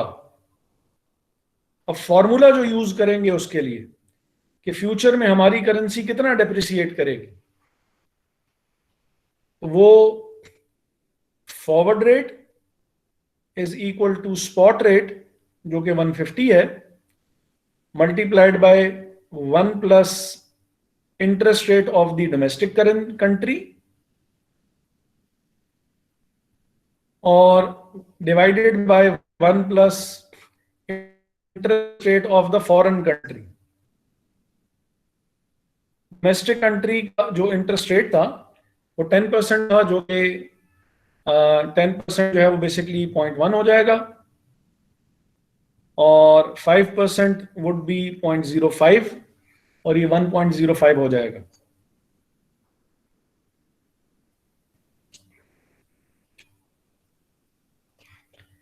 तो मल्टीप्लाई करेंगे तो ये वैल्यू 157.14 आ रही है। अगर पाकिस्तान में इंटरेस्ट रेट 10% है और ये अगले 3 या 6 महीने, अगर यही वैसे जो पॉलिसी रेट होता है वो तकरीबन 6 महीने चलता है, तो अगर ये 10% है और ये अगले कुछ अरसे तक चलेगा, जितने अरसे में हमने अपना कॉन्ट्रैक्ट जो है वो खत्म करना है, अगले अगर 6 महीने तक यही चीज चलेगी और हमारा कॉन्ट्रैक्ट इस 6 महीने के अंदर अंदर ही फुलफिल हो जाएगा, तो मीन्स हमारे लिए तो अगले 6 महीने तक 10% ही रहना है। इसी तरह जो यूके का इंटरेस्ट रेट है वो 5% है।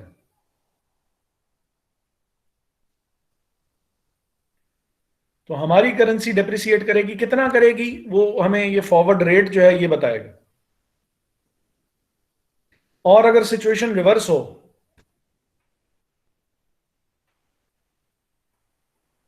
इसका मतलब है कि हमारी currency would get stronger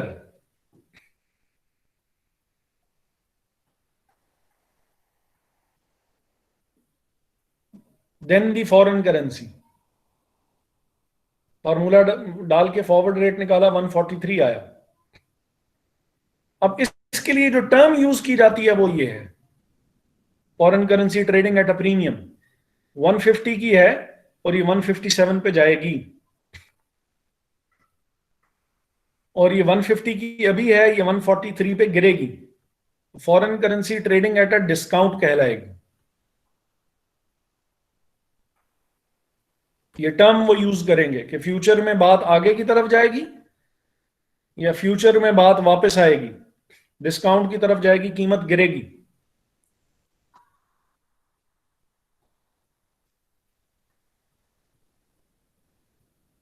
clear है?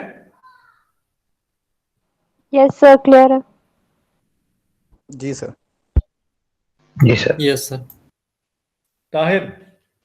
नहीं सर, ये जो लास्ट में वैल्यू है ये इसका क्या मतलब है कि ये जो इसकी वैल्यू है पैसे और रुपए वगैरह की, वो टाइम बाद ये रेट होगा उसका?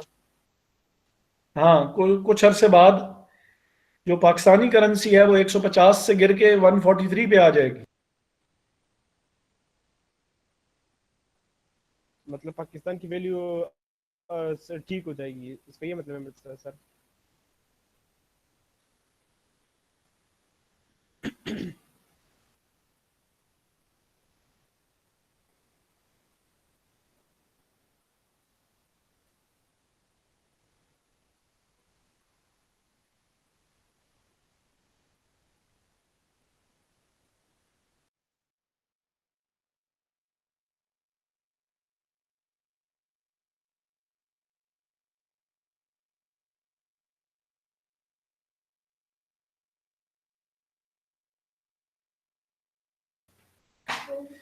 हाँ जी, कि अब से कुछ अरसे बाद जो करेंसी की वैल्यू है, फिलहाल तो वो 150 है, लेकिन फ्यूचर एक पाउंड के बदले में 150 नहीं मिलेंगे, बल्कि एक पाउंड के बदले में 143 मिलेंगे।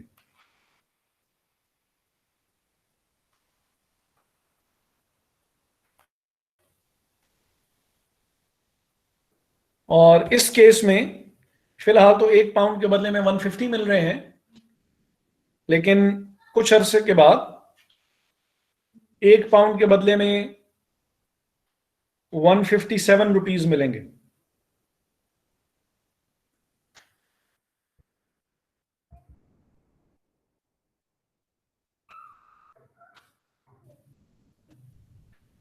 तो foreign currency trading at a premium का मतलब यह है कि फ्यूचर में वैल्यू बढ़ने के चांसेस हैं। Foreign currency trading at a discount means के फ्यूचर में फॉरेन करेंसी के बदले में कम पैसे मिलने के चांसेस हैं।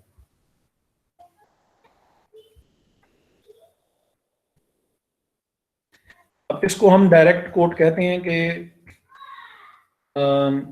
अगर रुपीज के बदले में रुपीज पहले मेंशन किए जा रहे हों और पाउंड्स बाद में मेंशन किए जा रहे हों, और करंट कंट्री आपकी अगर पाकिस्तान है, कंट्री पाकिस्तान है, तो डोमेस्टिक करेंसी पहले शो की जा रही है, फॉरेन करेंसी बाद में शो की जा रही है। तो ऐसी कोट को डायरेक्ट कोट कहते हैं कि फॉरेन करेंसी बाद में, डोमेस्टिक करेंसी पहले शो की जा रही हो अगर, तो डोमेस्टिक करेंसी के हवाले से बात की जा रही हो तो डायरेक्ट कोट कहा जाता है इसको। और अगर सिचुएशन कुछ इस किस्म की हो कि फॉरेन करेंसी के पॉइंट ऑफ व्यू से बात की जा रही हो, तो उसको इनडायरेक्ट कोट कहते हैं। मसलन हम अगर ये बात कर दें, एक 150 रुपए का एक पाउंड स्टर्लिंग है, 100 का कितना पाउंड स्टर्लिंग आएगा, पाउंड स्टर्लिंग के हिसाब से बात अगर की जाए,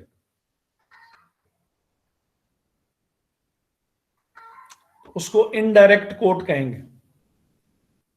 एग्जाम्पल के तौर पे उन्होंने A UK company expects to receive US 75,000 in 6 months from a US customer, and it wishes to hedge the exposure to currency risk by arranging a forward contract.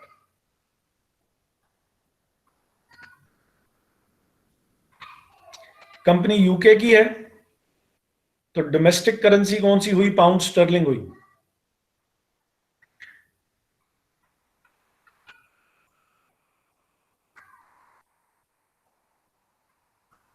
अब रेट उन्होंने क्या कोट किया हुआ है कि एक पाउंड के 1.7530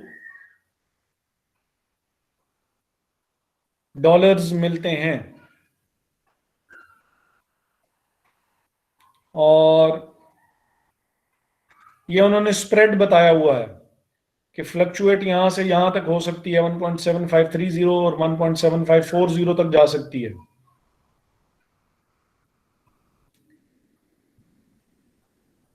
और 6 मंथ्स फॉरवर्ड जो है वो कॉन्ट्रैक्ट आपका इस तरह होगा कि इसमें 1.7530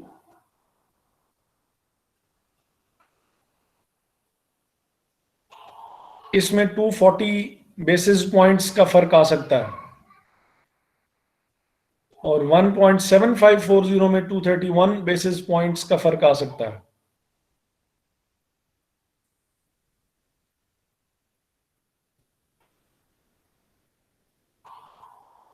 पॉइंट के बाद की फर्क की बात बता रहे हैं हम।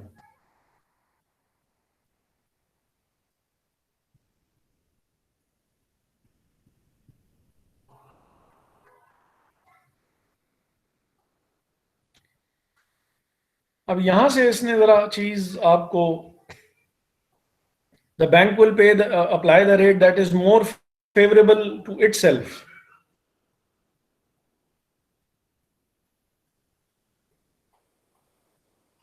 यूके कंपनी है, क्वेश्चन की तरफ अगर दोबारा जाएं, यूके कंपनी है, $75,000 रिसीव करेगी, लेकिन वो $75,000 उसके किसी काम के नहीं होंगे, क्योंकि वो तो यूके की है, उसको तो पाउंड चाहिए, तो उसको ये पाउंड कन्वर्ट करवाने पड़ेंगे।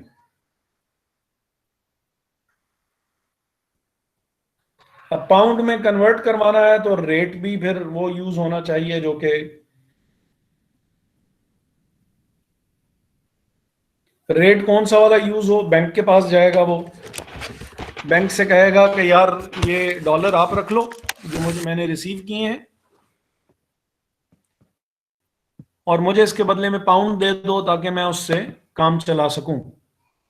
सेम ऐसे ही जैसे आपको यहां पे डॉलर दे दिए जाएं और आपसे कहा जाए कि डॉलर से काम चलाएं, तो मार्केट में आप जाएंगे तो डॉलर नहीं एक्सेप्ट होगा, रुपीस लोगों ने पेमेंट के लिए इस्तेमाल करने, तो डॉलर आपके काम का नहीं है, रुपए आपके काम के हैं। आप बैंक के पास गए, आपने कहा यार ये डॉलर रख लें और मुझे इसके बदले में रुपीस दे दें, तो बैंक आपको रेट क्या कोट करेगा, वो जो बैंक रेट कोट करेगा वो उसने ये बताया हुआ है।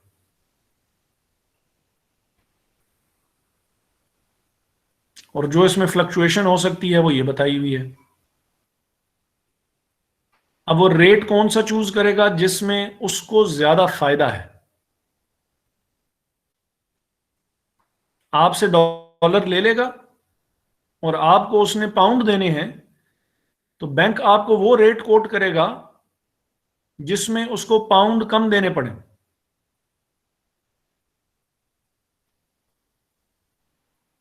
Yes sir. डॉलर आपसे ले लेगा और उसने आपको पाउंड देने हैं, तो रेट दोनों में से वो चूज किया जाएगा जिस रेट में उसको पाउंड कम पे करने पड़े, तभी बचत है उसको। मिलने तो 75,000 ही हैं, इन 75,000 के बदले में क्योंकि यूके कंपनी है आपकी, तो बैंक ने आपको देने पाउंड है,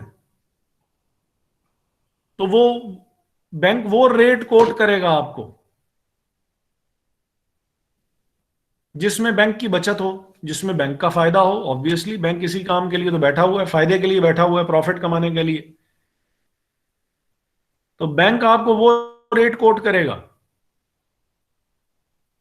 जिसमें बैंक को कम पाउंड पे करने पड़े, और वो कौन सा वाला रेट है, वो ये वाला रेट है 1.7540।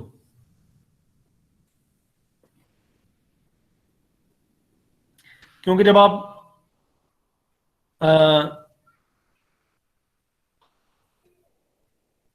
75,000 को, ये 1.7309, अभी इसको 1 मिनट के लिए हम छोड़ देते हैं कि ये माइनस क्यों किया है, माइनस पे भी बाद में आते हैं, लेकिन 75,000 को जब आप ज्यादा बड़ी अमाउंट से माइनस करेंगे तो आंसर कम आएगा। तो बैंक जो आपको रेट ऑफर करेगा वो होगा जो कि ज्यादा अमाउंट बड़ी वाली हो, जब वो डिवाइड हो तो आंसर कम आए।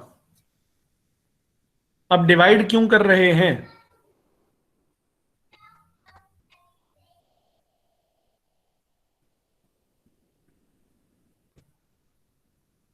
डिवाइड क्यों कर रहे हैं सर? क्योंकि जो है वो जो यूके की वैल्यू है वो डॉलर से ज्यादा है, इसी वजह से आप डिवाइड कर रहे हैं। यूके की जो वैल्यू है वो डॉलर से ज्यादा है सर। जी उसकी सर। करेंसी अप्रिशिएट करेगी, तो हमें उसका चाहिए कि हम क्यों हम रिसीव कर रहे हैं, तो हमें कितने पैसे मिलेंगे। तो हमें इसको उल्टा करना पड़ेगा, जैसे कि 1.75 मतलब 1 को डिवाइड करना पड़ेगा 17540 से, ताकि बिल्कुल हमें सही कितने। समझा रहे हैं, लेकिन आसान अल्फाज में जो कि ताहिर को समझ में आ सके, ये डिवाइड क्यों हो रहा है।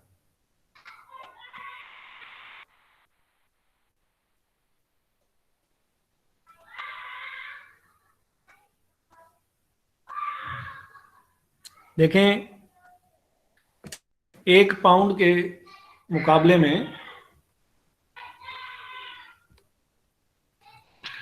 1 पाउंड के मुकाबले में, ओहो IL हो गया, ये 1L है, ये L जो है वो पाउंड समझ लें। 1 पाउंड के मुकाबले में $1.75 मिल रहे हैं आपको, पाउंड कम मिल रहे हैं। तो अगर तो मल्टीप्लाई किया तो फिर तो बात बढ़ जाएगी कि ज्यादा अमाउंट मिलेगी, और डिवाइड करेंगे तो फिर अमाउंट कम मिलेगी। $1.75 हैं जो कि ज्यादा हैं,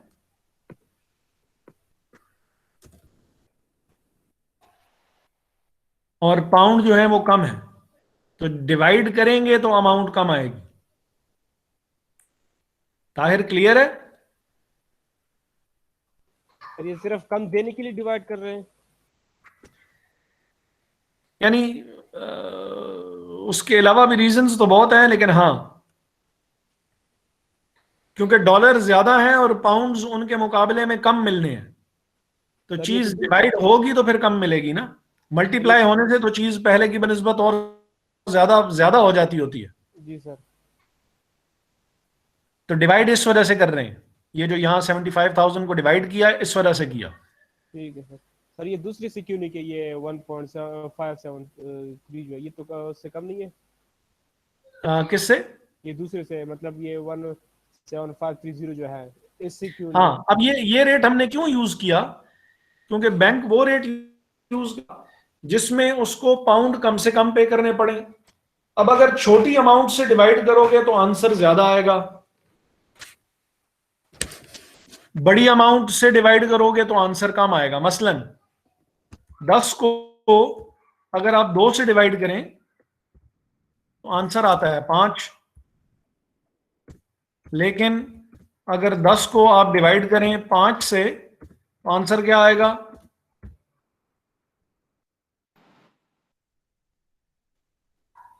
2। तो बड़ी वैल्यू से इसलिए डिवाइड कर रहा है क्योंकि ये उसके हक में ज्यादा बनता है, ये फेवरेबल रेट है। बैंक आपसे कहेगा कि यार ठीक है, मैं तुमसे डॉलर खरीदने के लिए तैयार हूं, लेकिन मैं तुम्हें $1 जो है वो मैं तुमसे 1.7540 का लूंगा। ये मेरा रेट है जो कि मैं आपको ऑफर कर रहा हूं।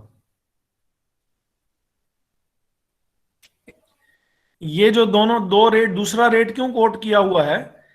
एक रेट पे वो खरीदेगा, दूसरा रेट वो उसने रखा हुआ है जिस पे वो बेचेगा। इसको बिड और आस्क स्प्रेड कहते हैं। जब उससे कोई पाउंड दे के डॉलर खरीदने जाएगा तो वो ये वाला रेट यूज करेगा, थोड़ा वाला रेट, ताकि उसको थोड़े डॉलर देने पड़े, तब फायदा है उसका। और जब कोई उसको डॉलर बेचने जाएगा और उसके बदले में पाउंड लेने जाएगा तो वो ये वाला रेट यूज करेगा, ताकि उसको पाउंड कम देने पड़े। डिवाइड करे बड़ी अमाउंट से ताकि पाउंड कम बने और वो कम अमाउंट पे करे।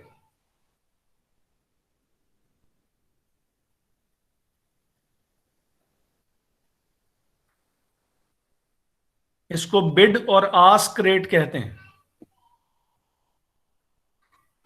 और ये जो दोनों का जो डिफरेंस है इसको बिड आस्क स्प्रेड कहेंगे।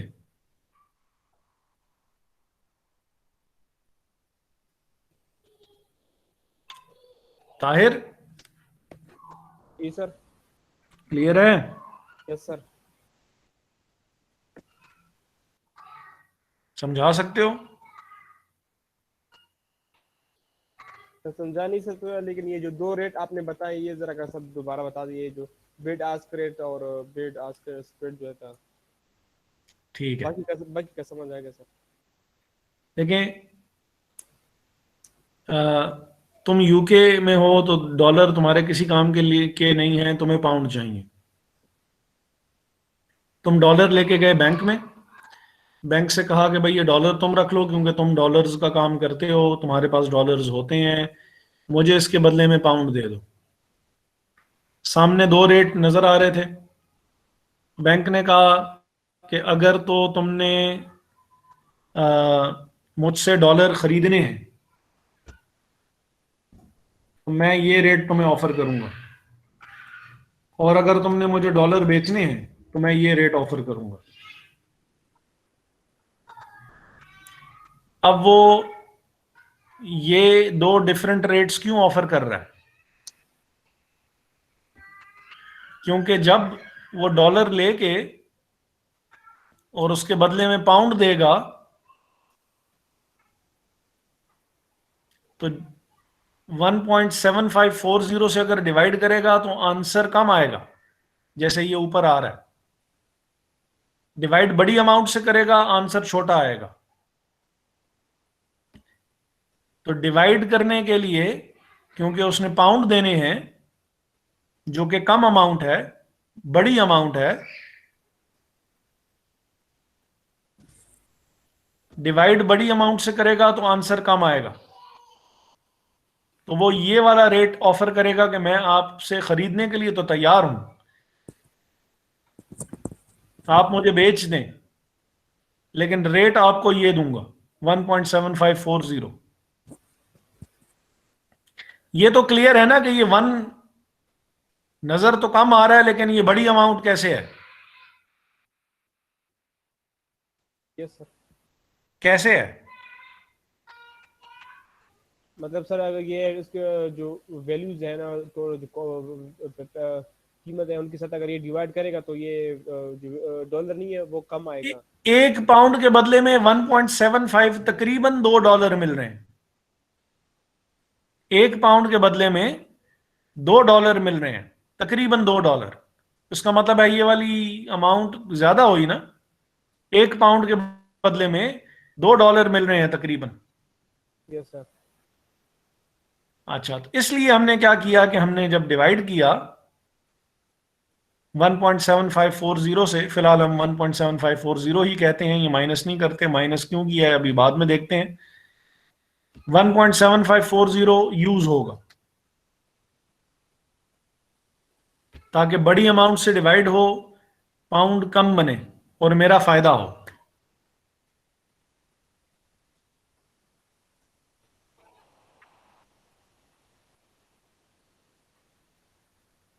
यहां तक क्लियर है? जी सर। सर ये जो सेलिंग प्राइस होगी वो ऑलवेज मतलब जो है वो बाइंग से ज्यादा होगी? यार जिस रेट में उसको फायदा लग रहा है ना, वो कम हो या ज्यादा हो, वो हम डिवाइड करके, क्योंकि हर दफा ये इस तरह के केसेस नहीं हो रहे होते, इसलिए कोई हार्ड एंड फास्ट रूल भी इसका मैं आपको नहीं बता रहा हूँ। सिचुएशन के लिहाज से अब अगर वो पैरिटी, अब इसी केस को तुम रिवर्स कर लो, कंपनी यूएस है और उसको पाउंड मिल रहे हैं, सिचुएशन बिल्कुल रिवर्स हो जाएगी। अगर मैं यूं कहूं कि हमेशा यूं ये केस इस तरह अप्लाई होगा तो नहीं होने लगा। केस टू केस देखना पड़ेगा कि सिचुएशन क्या है। आप लोगों के साथ बहरहाल ये है कि जो एग्जाम्पल्स हम कर रहे हैं, आपको अगर वो एग्जाम्पल्स समझ में आ जाती हैं, वो क्वेश्चंस समझ में आ जाते हैं तो बस ठीक है। आपको तो मेन मकसद बस आपको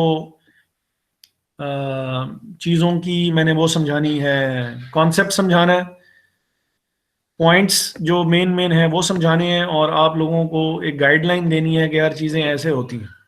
बेसिक्स समझानी है ज़्यादा, क्योंकि हर किस्म के लोग हैं हमारे साथ, हर फ्लेवर का आदमी है, तो चीज़ें सब के लिए ही ज़रा साथ साथ चलती रहें तो अच्छी बात है। जो क्वेश्चंस कर रहे हैं, जो एग्जांपल्स कर रहे हैं, वो आनी चाहिए आपको।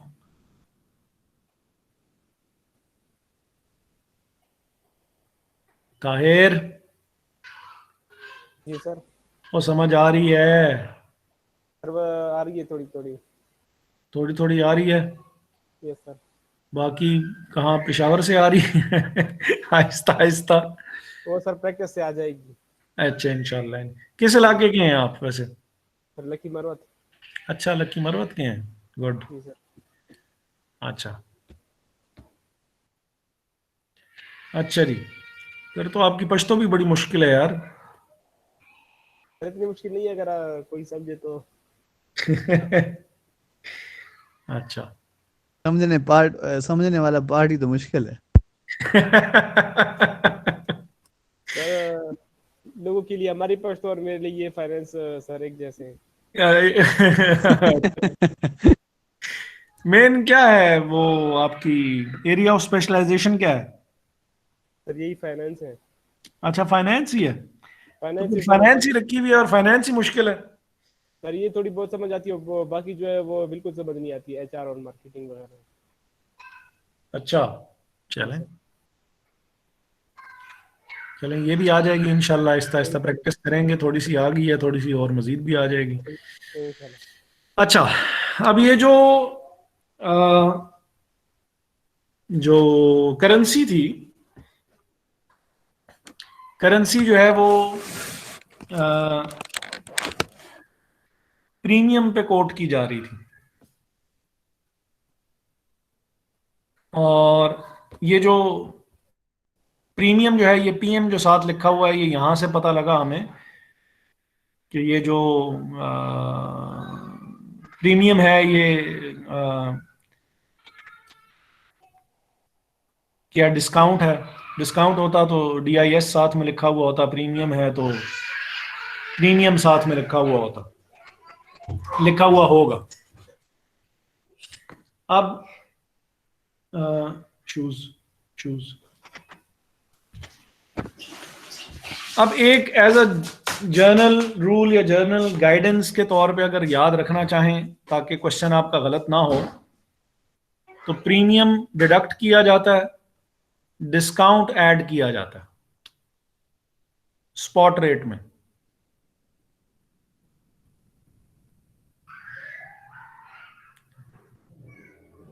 Premium deduct, discount add. अब अगली बात कि ऐसा किया क्यों जाता है।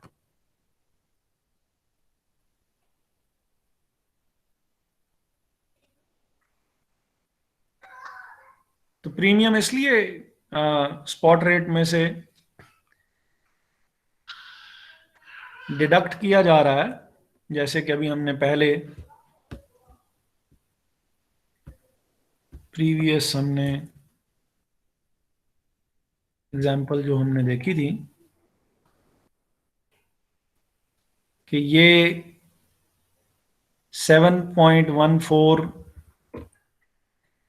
डिडक्ट करेंगे तो स्पॉट रेट आएगा,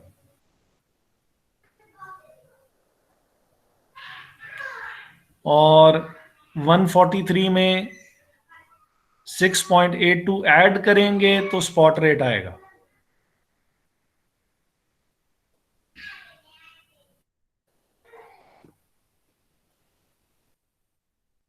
इसलिए हमने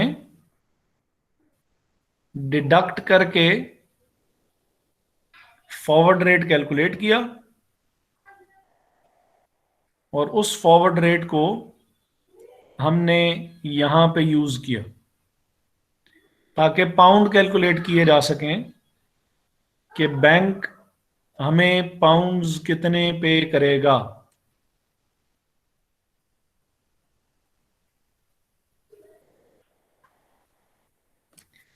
स्टेप नंबर 1, बैंक रेट कौन सा यूज कर रहा है वो चूज करना है। बैंक वो रेट चूज करेगा जिसमें बैंक को ज्यादा फायदा है, और वो केस टू केस आपने खुद देखना है कि 1.7530 यूज होना है या 1.7540 यूज होना है। वंस आपने ये चीज सेलेक्ट कर ली, अगर तो प्रीमियम है तो डिडक्ट हो जाएगा, और अगर डिस्काउंट है तो ऐड हो जाएगा।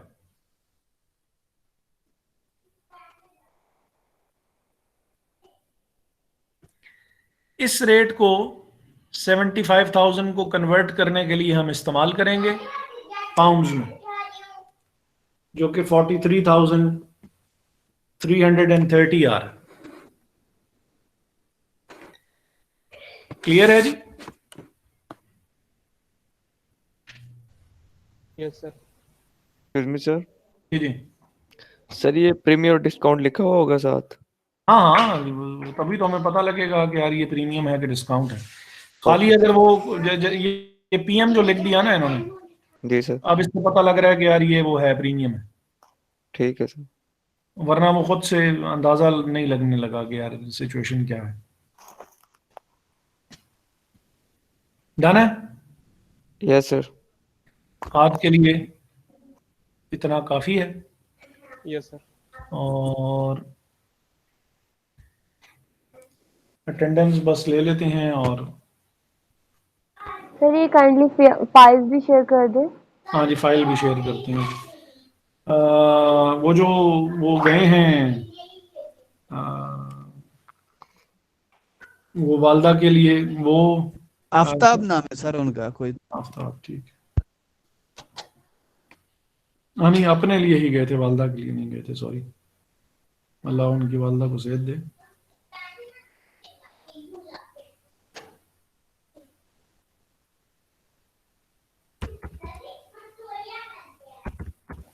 सर अगर डायरेक्ट या इनडायरेक्ट कोर्ट होगी तब भी हम प्रीमियम लेस ही करेंगे। सिचुएशन के लिहाज से एडजस्टमेंट होगी, चेंज हो सकती है। चेंज हो सर अगली क्लास में अगर इसकी एग्जांपल कर लें कोर्ट की और हाँ फिर हाँ, उसको प्रीमियम डिडक्ट करके। बिल्कुल, इंशाल्लाह। सर नेक्स्ट टाइम ये है कि वो एग्जांपल्स वगैरह ही देखेंगे। रीडिंग के लिए आपको मैं वो दे दूंगा। अच्छा यार, एक केस स्टडी भी आप लोगों के हवाले करनी है, वो आप लोगों ने करके आनी होगी।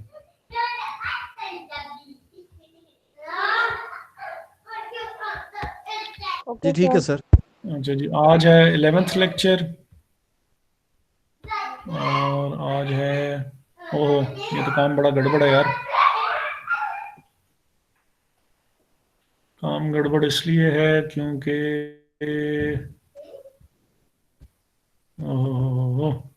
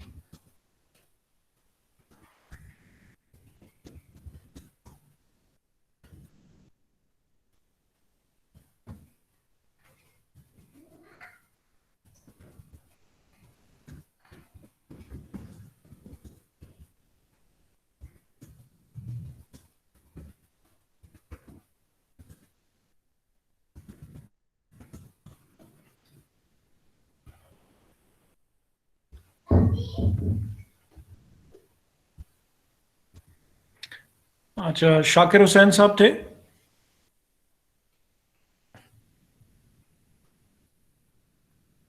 शाकिर साहब आज नहीं थे। और शाकिरा? Yes sir. और जैन शाहिद तो थे, ज़रफ़शान नौरीन भी थी, शर साहब भी थे, इरफान साहब भी थे। सहरिश? सहरिश? नहीं सर, वो भी नहीं है। अच्छा, और ताहिर साहब भी आज, ताहिर तो थे। हमजा अख्तर? Yes sir. और यूसुफ वसीम? यूसुफ वसीम साहब हैं कोई?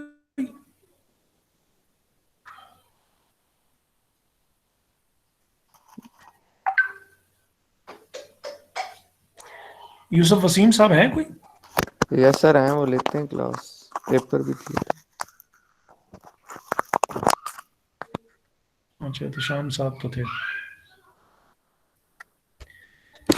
अच्छा, इनके अलावा जो लोग हैं वो सिर्फ अपना मुझे नाम लिखवा दें, क्योंकि मुझे पहले वो अपडेट करना पड़ेगा और वो उसमें काफ़ी अभी इंफॉर्मेशन मैंने डालनी है। तो जिन जिन लोगों का नाम नहीं लिया अब्दुल फाते। अब्दुल फाते, मोहम्मद उस्मान सर। मोहम्मद उस्मान, समरा फरीद सर। समरा फरीद, और बस ये 3 ही लोग हैं। सर थे ही 8 आज। चले, सही है। Thank you so much. Thank you so much sir, Allah हाफिज़। Thank you so much sir, Allah हाफिज़। You so much, sir. Allah Hafiz.